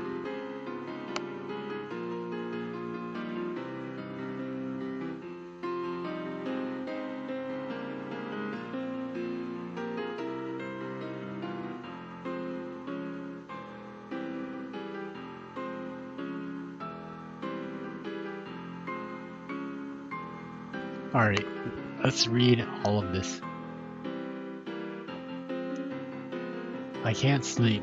I've been trying so hard, but the harder I try, I get more restless. I just feel like that statue is appearing wherever I close my eyes. 8:20 a.m. Didn't sleep at all. Just going to start my day. I didn't think I have the energy to go to class today. I'm going to drive back down to talk to that old man, taking my buddy Tyler with me, just in case. 1:18 p.m. Back home now, no signs of the old man. Really weird that he appeared in my home the next day, but maybe the for sale sign was up there yesterday and just didn't notice it. Tyler wants me to know what's gotten me all worked up for. I didn't tell him. Going to eat now. Going to eat feel like death.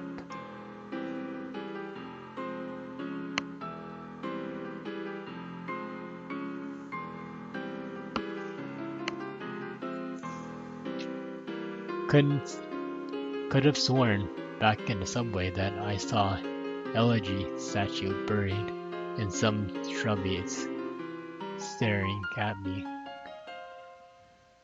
Go by now. I definitely need sleep. 5 a.m. Don't think a lot of people would believe me if I told them about what's happened. Think I'm going to try posting this in the internet. Think I used a summary. Those notes are pretty sporadic.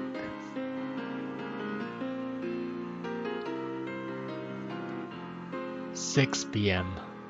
Connected my capture card to my computer to upload the footage, though my computer froze for a second, made a strange popping noise sound when I hooked everything up, but it seems to be working fine again. My computer can't die on me now. 7 p.m. Footage is finished uploading. Quality is a lot better when I thought it would be. Geez, this is a really special cartridge. I've never had it come through this clear before. 8:45 p.m. Thus, I saw an icon popped up on the desktop. It looked like a statue face on a split second. It gave me a quite scare. Getting a really unnerved and delirious. I'm going to crash after this. 9 p.m. Began uploading my YouTube video on the alternative account. 9:03 p.m. I didn't remember having uploaded a Vampire the Masquerade Bloodline video last year. This was probably the account that I shared with a friend of mine last summer. I hope I didn't mind using it to upload this. 9:55 p.m. Posting this summer of day 4 with a link of the YouTube video. Going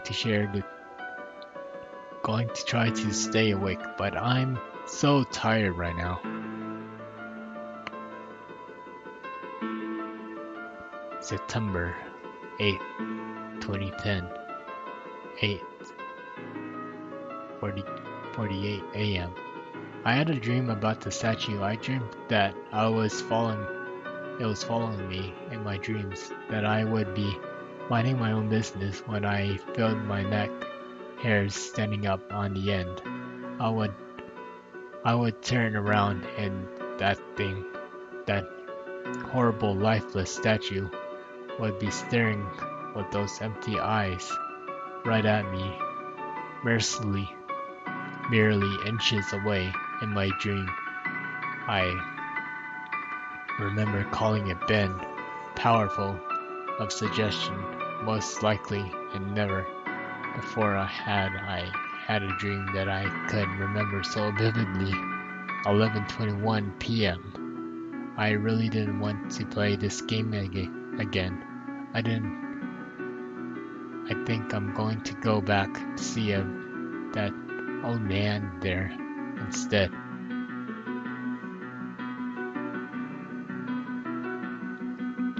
1:35 p.m. No old man, but I had an interesting conversation with his neighbor. I posted the full thing with my summary of tonight's attempt of playing the game.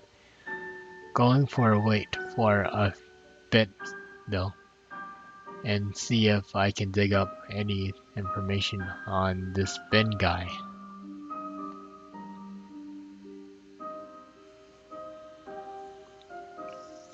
I'm 2:45 p.m. I've been getting random unexpected headaches due to the lack of sleep and keeping hearing the song in my head.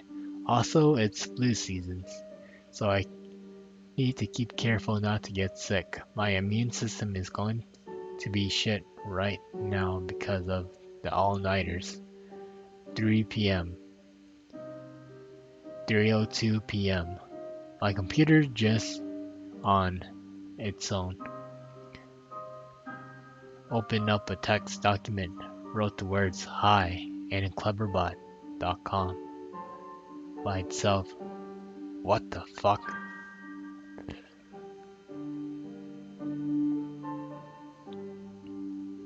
(3:46 p.m) I just went to the website.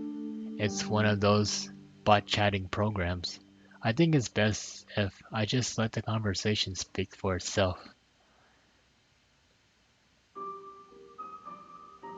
Hello? Hello? What is this? How are you able to control my computer? Who am I? Forget you're a bot. Why do you really think that? I don't know. Whoever's fucking with my computer can see my screen right now. Yes.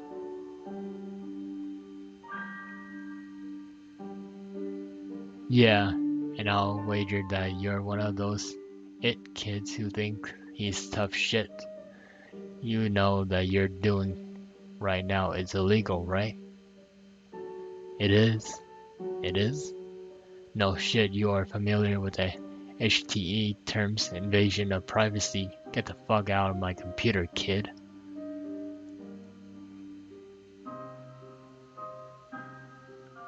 I am your computer. Hey, what's up, Niptus? Welcome to the stream. We're telling a spooky story called Ben Drown.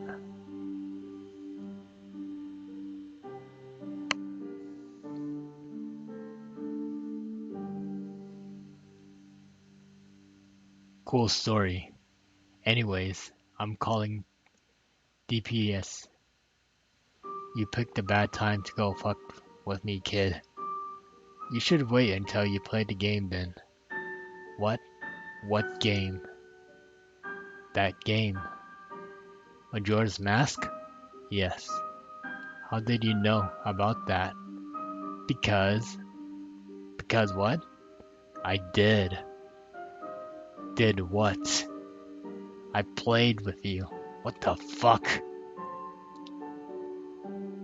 Were you scared? Who the fuck is this? Ben. The statue? You're inside my computer now? Yes. How? You connected me. How the hell did I connected you? Cables and cords. How? Tell me about yourself. What? Tell me about yourself.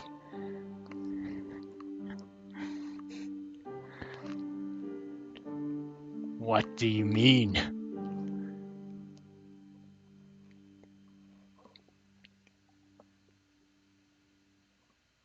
What is it that you're scared of? What the fuck?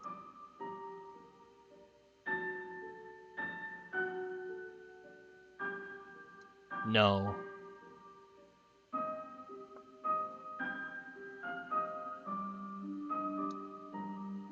What the fuck? How the fuck did you just open that by yourself?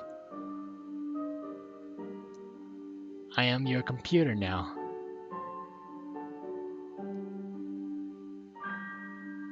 How much can you control? Oh.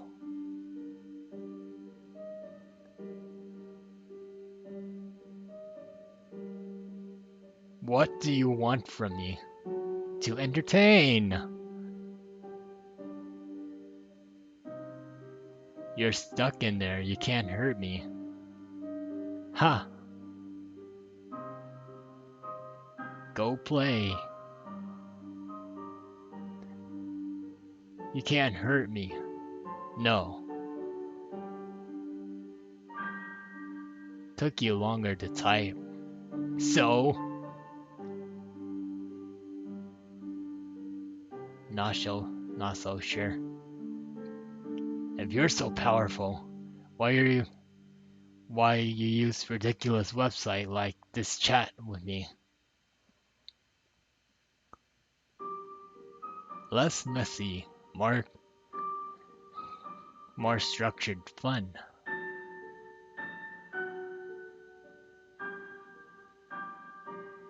fun? Yes. Tradition, I like it.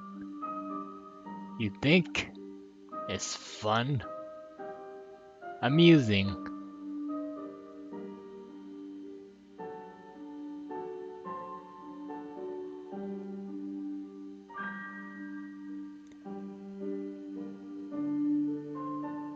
In my notes.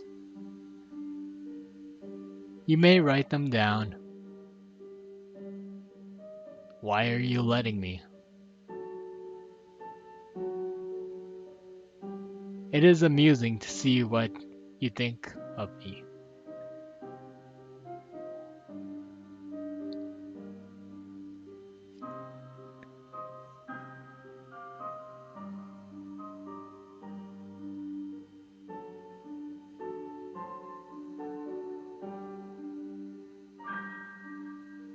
Window closes. 3:50 p.m. What have I done? I invited it into my computer. I continued to write those notes, write my summaries. I feel like I am a prisoner in my place of security. I didn't know. I didn't know if I'm hallucinating or not. I feel like I'm fucking insane right now.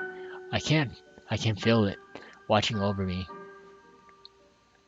Even as I type, Ben is controlling everything in the game, toiling with me, leading me into a sheep, like a sheep. But for what? What is the purpose? I know Ben drowned, but why those hauntings? Why the fuck am I even doing? I can probably even see this. I can probably even see this right now.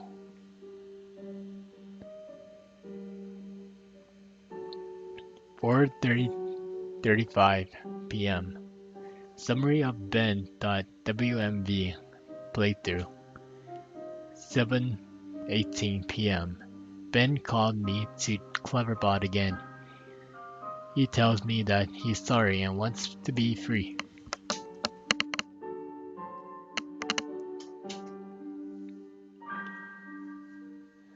And that I can free him. And just like how he got into my computer from the capture card,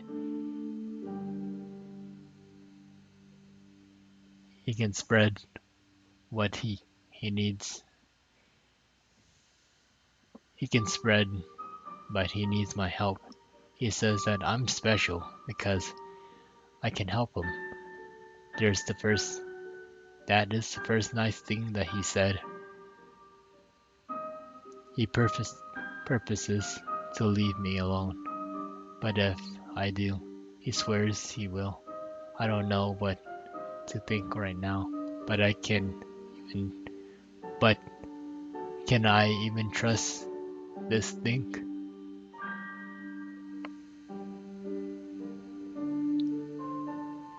7:20 p.m. I'm terrified of it.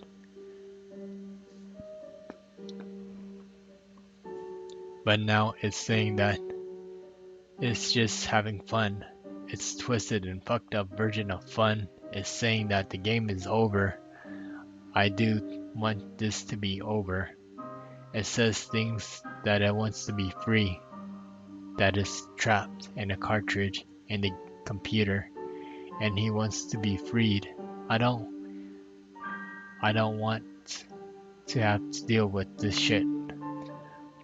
I don't know how longer I can deal with watching this. It's watching every move, every keystroke. I have nothing private anymore. It's nothing everything that I been in my computer. It tells that it wanted if it wanted it could do horrible things to me. But it wasn't, so I should trust it.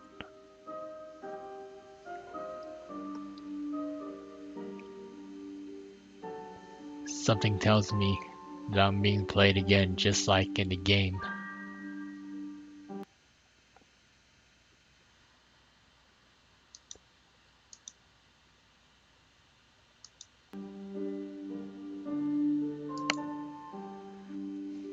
Nine 9:29 p.m. Ben called me into Cleverbot again. I ignored it and went to the shower. When I came to my laptop, I was discovered with the image of Elegy statue staring at me, and those dead eyes. I didn't want to talk to him. 9:44. Fuck you, Ben. I'm not talking to you.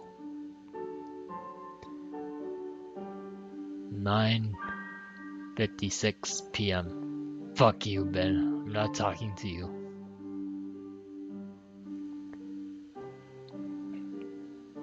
10:06 p.m. Fuck you, Ben. I'm not talking to you. 10 10:12 p.m. Fuck you, Ben. I'm not talking to you.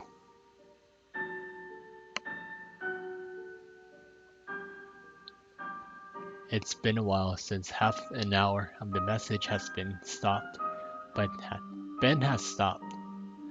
I'm beginning to think that Ben isn't confined to just my computer and cartridge. I'm beginning to feel something it's hard to explain. It's never been spiritual, but something else. But there's something different about the air in my dorm room now. 11:42. I'm beginning to see the elegy statue randomly as I search the internet and place. I shouldn't places where they shouldn't be. I'll be scrolling down and suddenly I'll be staring at a picture of the elegy statue. Always. The elegy statue. I don't know. I don't know how much more of this I can take. September 9th, 2010. 10:35 a.m. My worst fears confirmed. Ben's Ben was tempered with my summary of ben.wmb. I looked at the summary and then I posted on various forums on the ben.wmb file. Parts have been omitted, but there was no mention of the Ben existing outside of the game. There was no mention for the Moon Children. How could he been that quick to delete this post without noticing? I'm wondering if it's appeared to me, but I was posting everything. But in reality, Ben was posted his own censored version. I'm going to ask Ben why he did it. 12:50 a.m. He wasn't even responding to me on Cleverbot. It was just giving the generic response it usually does. I'm just talking to a bot at this point.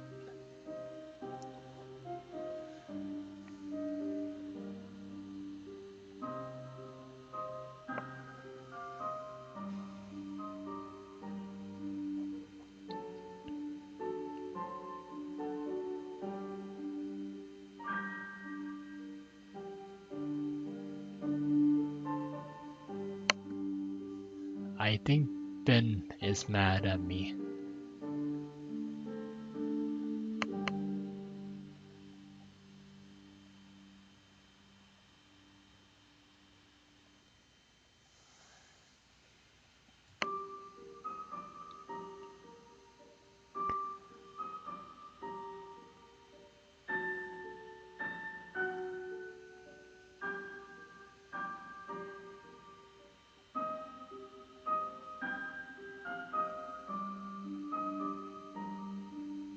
Yes, Ben is mad.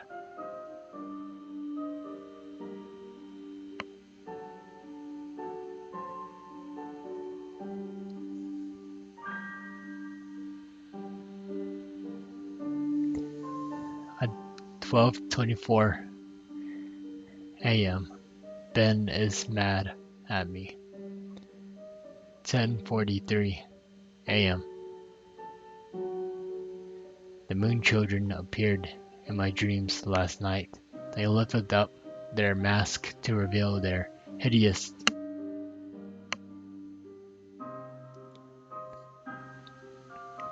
their hideous disfigured faces, maggots crawling out of their orifices, sunken black holes.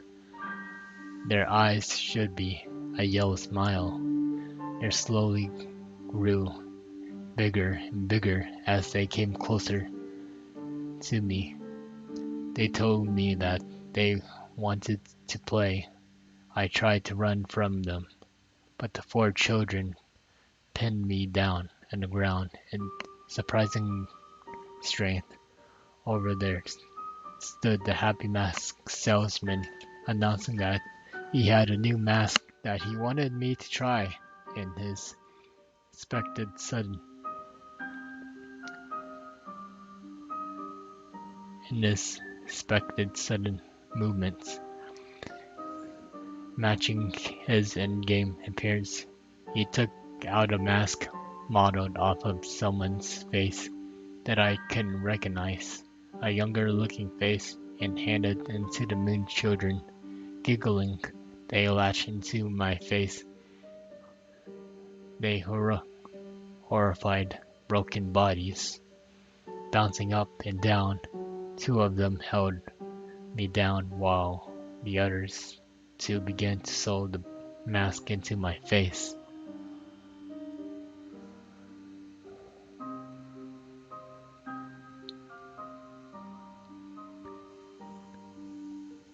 My shrieks and screams, the Happy Mask salesman turned into the most horrific smile I had ever seen.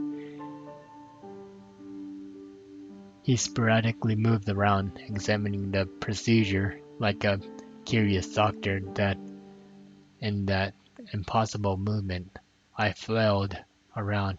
There was no use. My eyes rolled into the back of my head because of the pain. It felt so real. But I couldn't walk up. I couldn't walk up no more. But how hard I tried, I couldn't walk up. After the mask was made, melted down into my flesh, they began sewing my legs together into my arms. The horrific feeling of needles puncturing your legs and pulling down into and rupturing your ankles, tendons, and trying them together resonated throughout my entire body. I tried to scream, but the mask was pressed so tightly against my face that my new face had no mouth. It didn't make a sound. I tried yelling, telling myself that it was in my head, and I was dreaming, trying to tell myself again and again. And suddenly the moon children stopped and looked at me. They started, and the Happy Mask salesman slowly bent down and stared at me, inches away from my face, and grinned. Then he simply said, "You met with a terrible fate, haven't you?" Before the moon children resumed with the increasing vulgar. I couldn't wake up. I didn't wake up. It didn't let me wake up until they have crafted me into another elegy statue.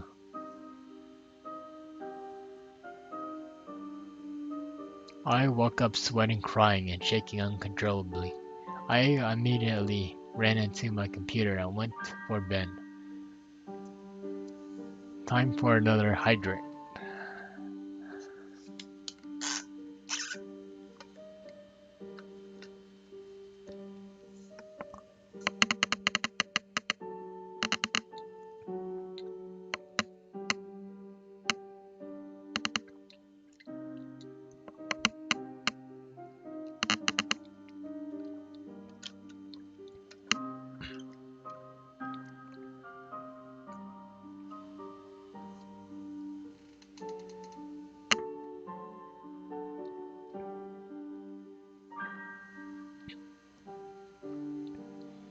Alright, user. Answer me then. Welcome back. What is the point of doing this? Why? Amusing to see. How? Fun to play, fun to toy with you. Make you feel safe. I wonder how you would do. I wonder how you would have reacted to what? If I hadn't revealed myself and stayed hidden, I would only doing little things to play with you. Close out your windows, turn off your computer, move your mouse by itself. Little things make you wonder if I'm there. But if you never know, I'll give you a little hints that I am. I want to do something different with you.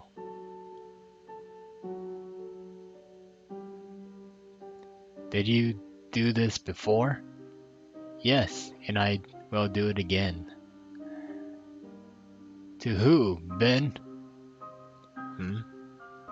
Do you know Ben? Won't tell that information to you.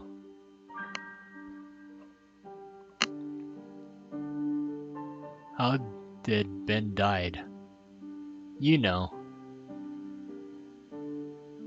No. But how did he drown?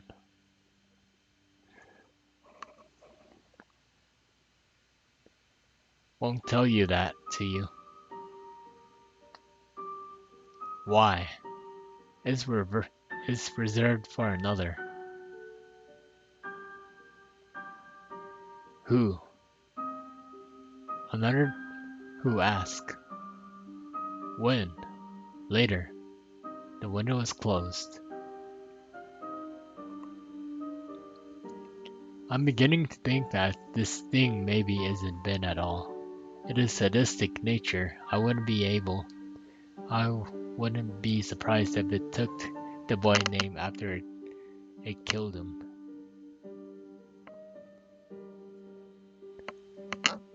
12:04.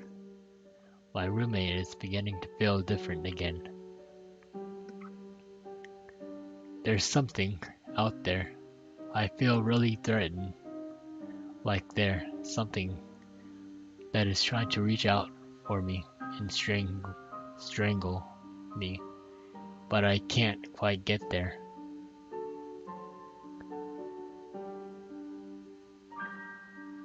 12:46. I think Ben doesn't want to play with me anymore. I play again. I play the game again. Ben, you can see this?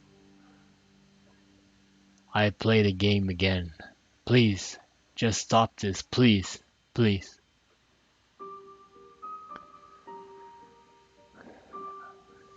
1:41 p.m. I'm going insane trying to decide what is real and what isn't. Ben is playing a trick on me, but or this is for real. Is Ben generating this reply? Are people actually posting this? Did I just see the screen flicker? Or was it just my imagination? Imagine the pen on the internet and trusting your eyes on the entire life, then being blinded. I can't rely on anything anymore. You second guess everything for the brief moment. I am looking at my responses on the videos. People are pointing out things and that looked fake or Photoshop or whatever, and there are literally no way for me to know if Ben changed something on purpose or try and shut me up, or maybe those replies are just constructed by Ben to try and discourage me from even reaching out. Seeing I get fucking caught in an infinite mindfuck loop like this, and this is what has been wearing on my insanity and pushing me to the edge. as I'm writing this, there is no way to even tell if anyone even cares as much as I'm thinking they do. Just another fucking trick. Is this whole document even exist? Am I writing nothing?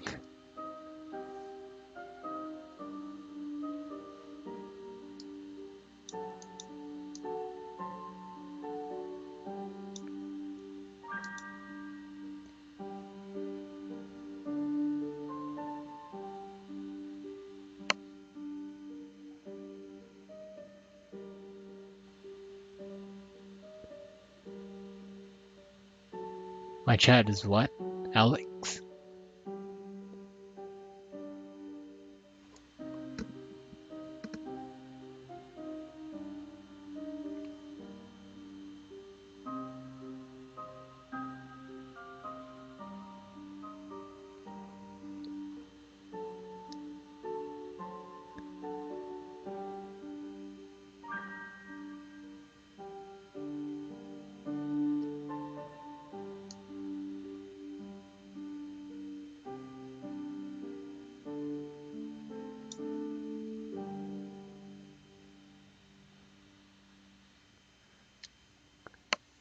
Conversation 2. What what is it? What is the point of playing? I die whenever I do anything. Cleverbot. You die because you can't figure out the secret. What? Dramatic. What the fuck are you talking about?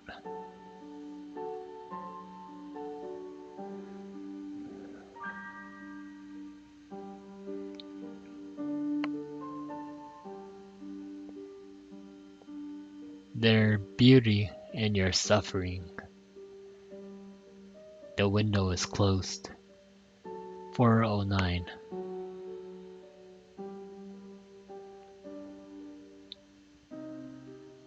Ben is making me play the game again. It tells me that it has been very important to show me.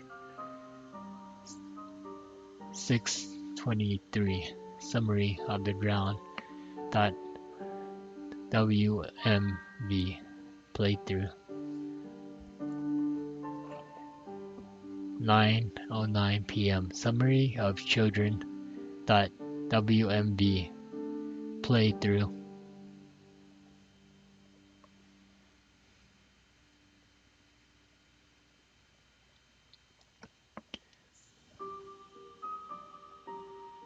My chat is delayed.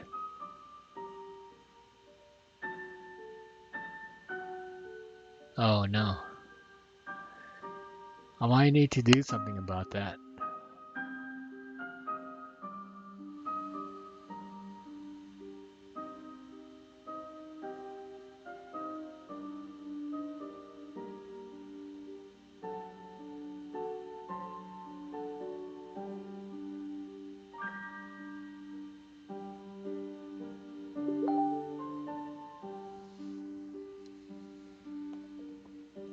Hey, what's up guys? Welcome to the stream.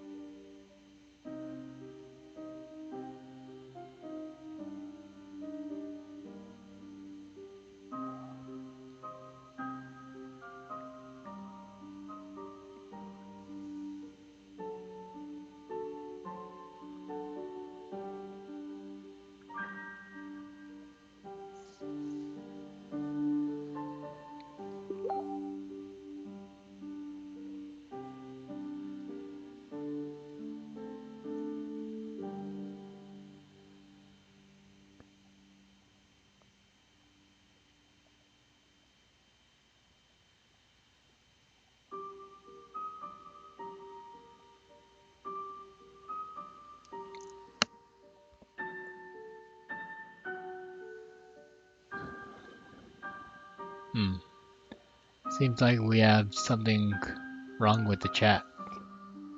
We might need to fix that later.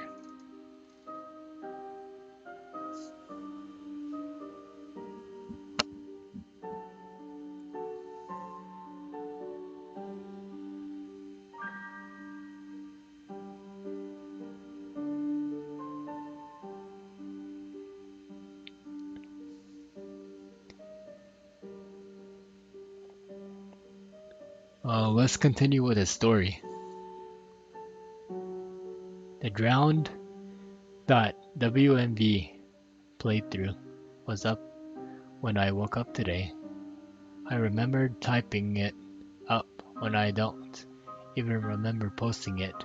He censored it again, but it was not mentioning of the old man. I have no voice anymore. I am only posting what he wants me to do.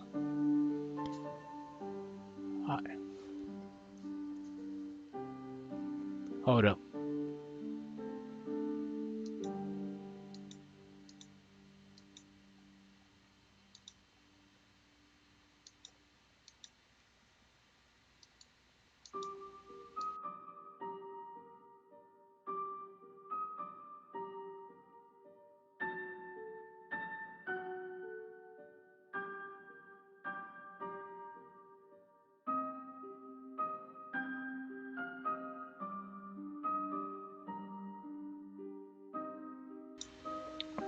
Alright, we're good now.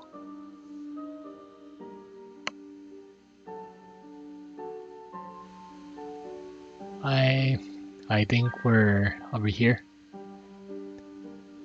I have no voice anymore. I'm only posting this.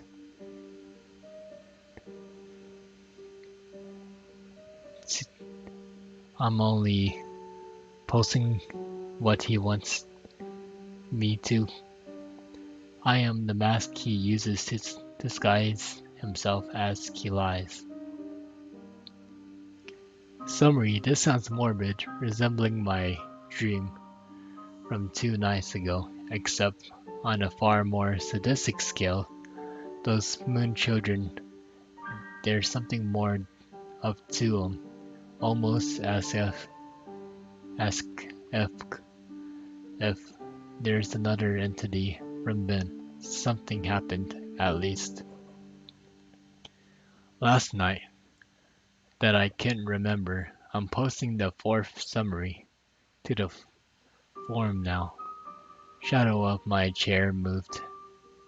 12 p.m. Ben won't let me visit YouTube. I can browse the rest of the site, but he kept on exiting the window when I go to YouTube. Why? 2:02 p.m. I'm feeling the air starts to constrict. I don't think I'm alone here. Whenever the aura has been here, he's getting more violent.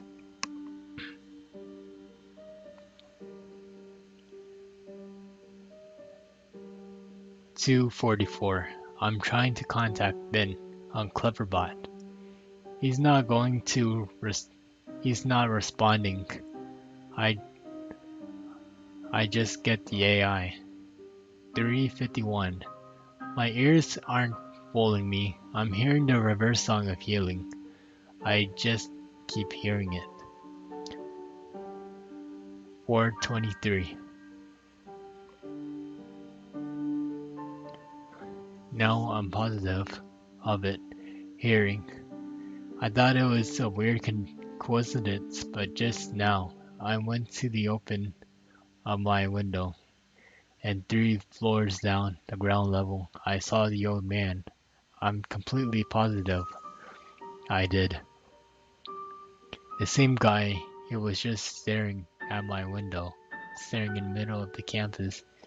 If any students came to notice him, they didn't seem to acknowledge him.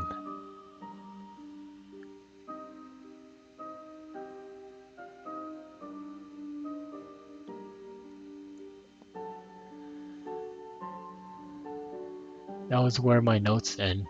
I fled to my room, taking the cartridge with me. I didn't want to go into detail of what happened. I lost my train of thought as I hammered out into those last details. It's been rough those 2 days since then. This is my last summary in the service to you of the final videos of you guys saw Matt.WNB.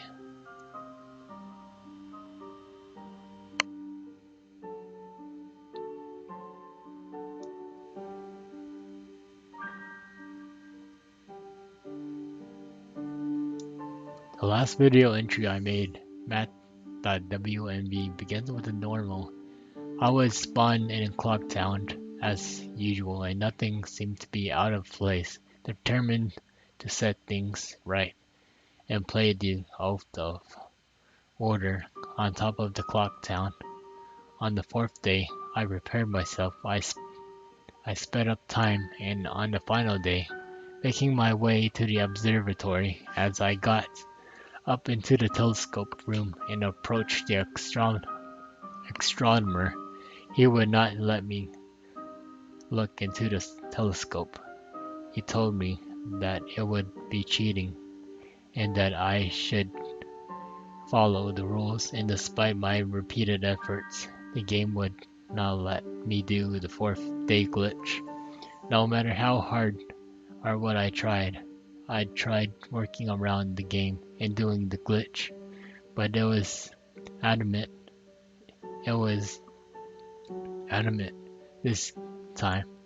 Regardless of it, I simply had the of three of illusion of free will in prior games.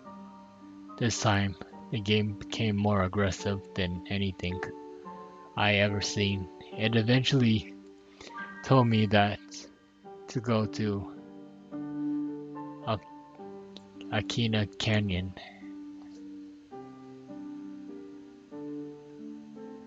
where the game would end and it would stop haunting me. Anxious and desperate to end this nightmare, I played the game, the song of soaring, and ended up up there.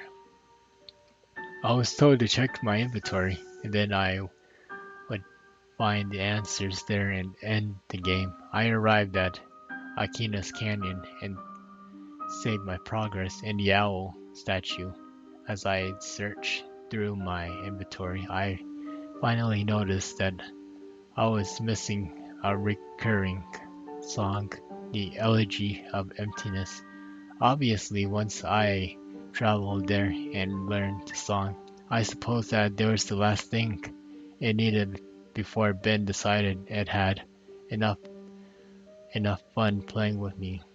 Ben was a manipulator. He tried to fool his victims into security and makes his drop his your guard like a Venus flytrap. He ensures them that I'm nothing but a puppet to him. He enjoys seeing what kind of human emotions he can tap into nothing, doing different things.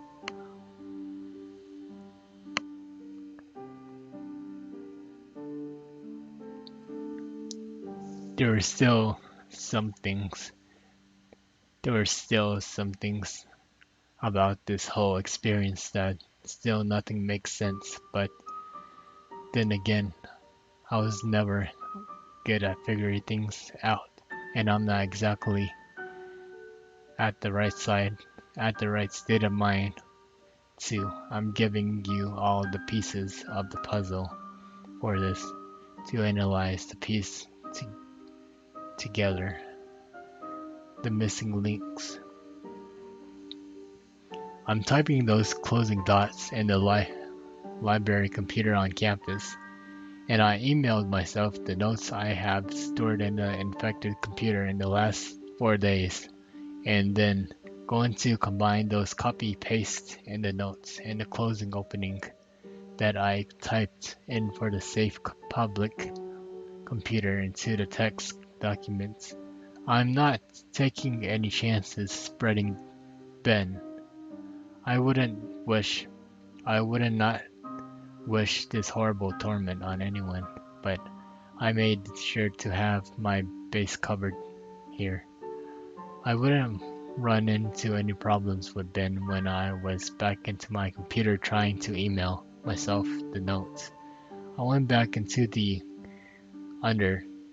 I went right under his fucking nose. He was no I he has no idea what let he just let me do. He had no problems opening the text documents from my infected computer and my email either. I can't describe to you how it feels to finally be able to get the word out of this post-nightmare ends here. That said, do not download any of the videos or anything about my videos. Though a YouTube video, audio, Reaper, screen grab, anything.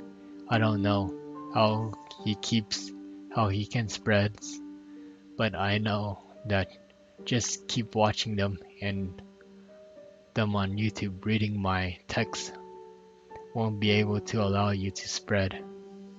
Otherwise, he wouldn't have needed my help in the first place, but I strongly recommend you not to take anything you see streaming online into your own personal computer.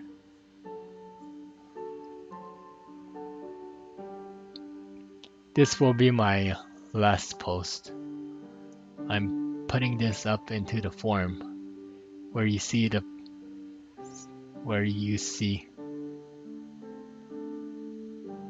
I'm putting I will be this will be my last post. I will be putting this form into here for the word. If you see this any further, post for me from me after today's current date, September 12th, and after the current time, 12:08.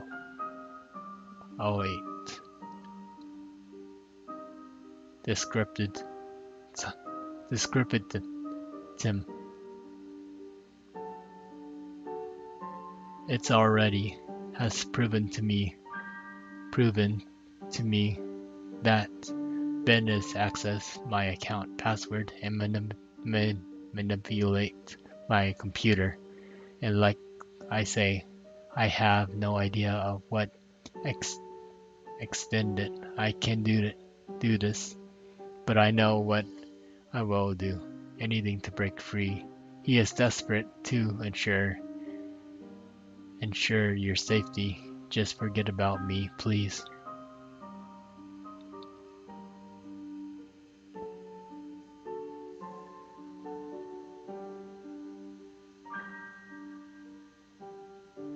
And obviously, this goes without saying, but from here on out, do not download any images from what I have may put up, any files or anything. This fifth day will be maybe my last day. I'm going to burn the cartridge and then I'm gonna come back to destroy my laptop. Again, although I don't even know how this sort of bittersweet for me. This semester I don't know. I didn't have any friends, or rather I stopped paying attention to them.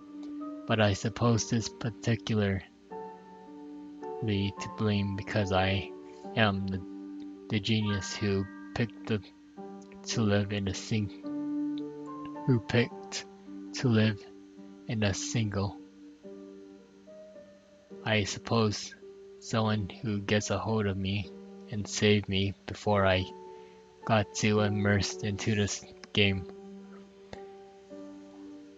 would have literally saved my life. However, it proved me too much for me. I'm just glad it happened to me. I could get the warning out so that Ben dies here.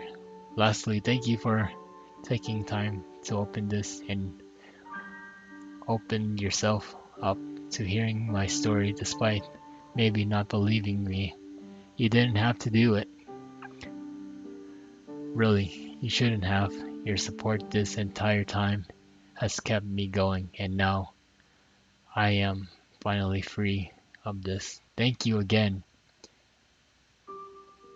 Jabba Sable. And that was the end of Ben Drowned.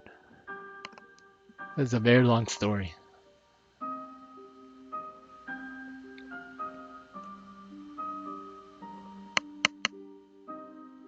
What do you guys think of this story?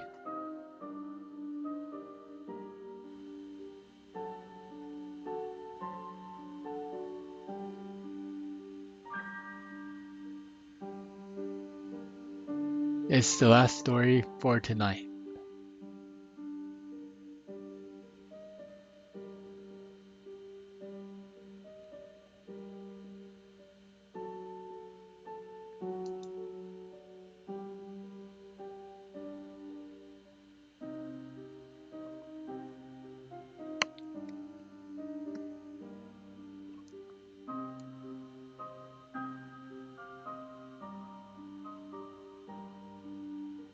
Created a well.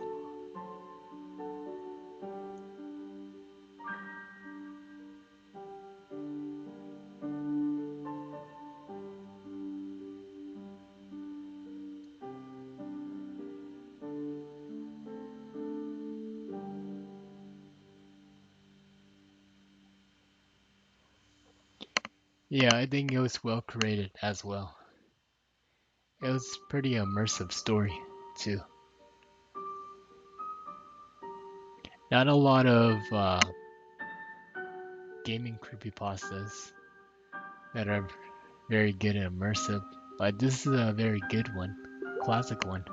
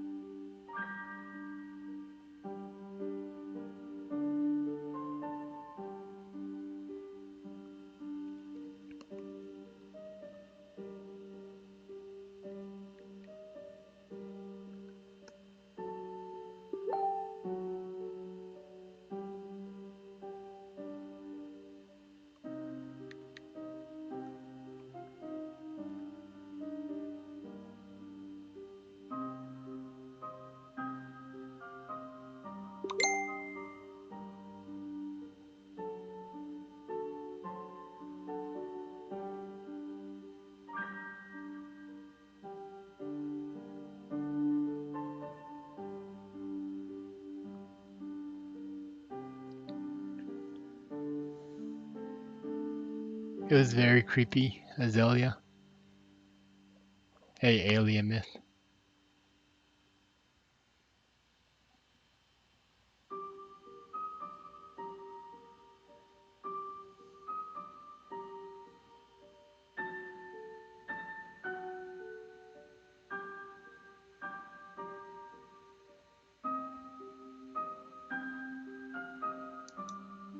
Alright, we're gonna end it right here.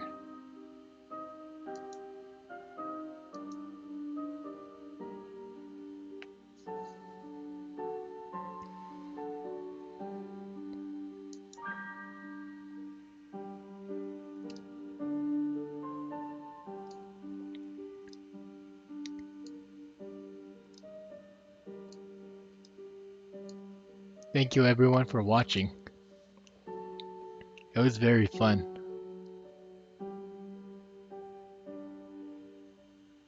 See you guys next time. And I'm not really sure what we'll be doing next week, but I'll figure it out. But for now, we'll see you next time. Peace out. Be safe too, Alex. See you next time, Alien Myth. Bye bye.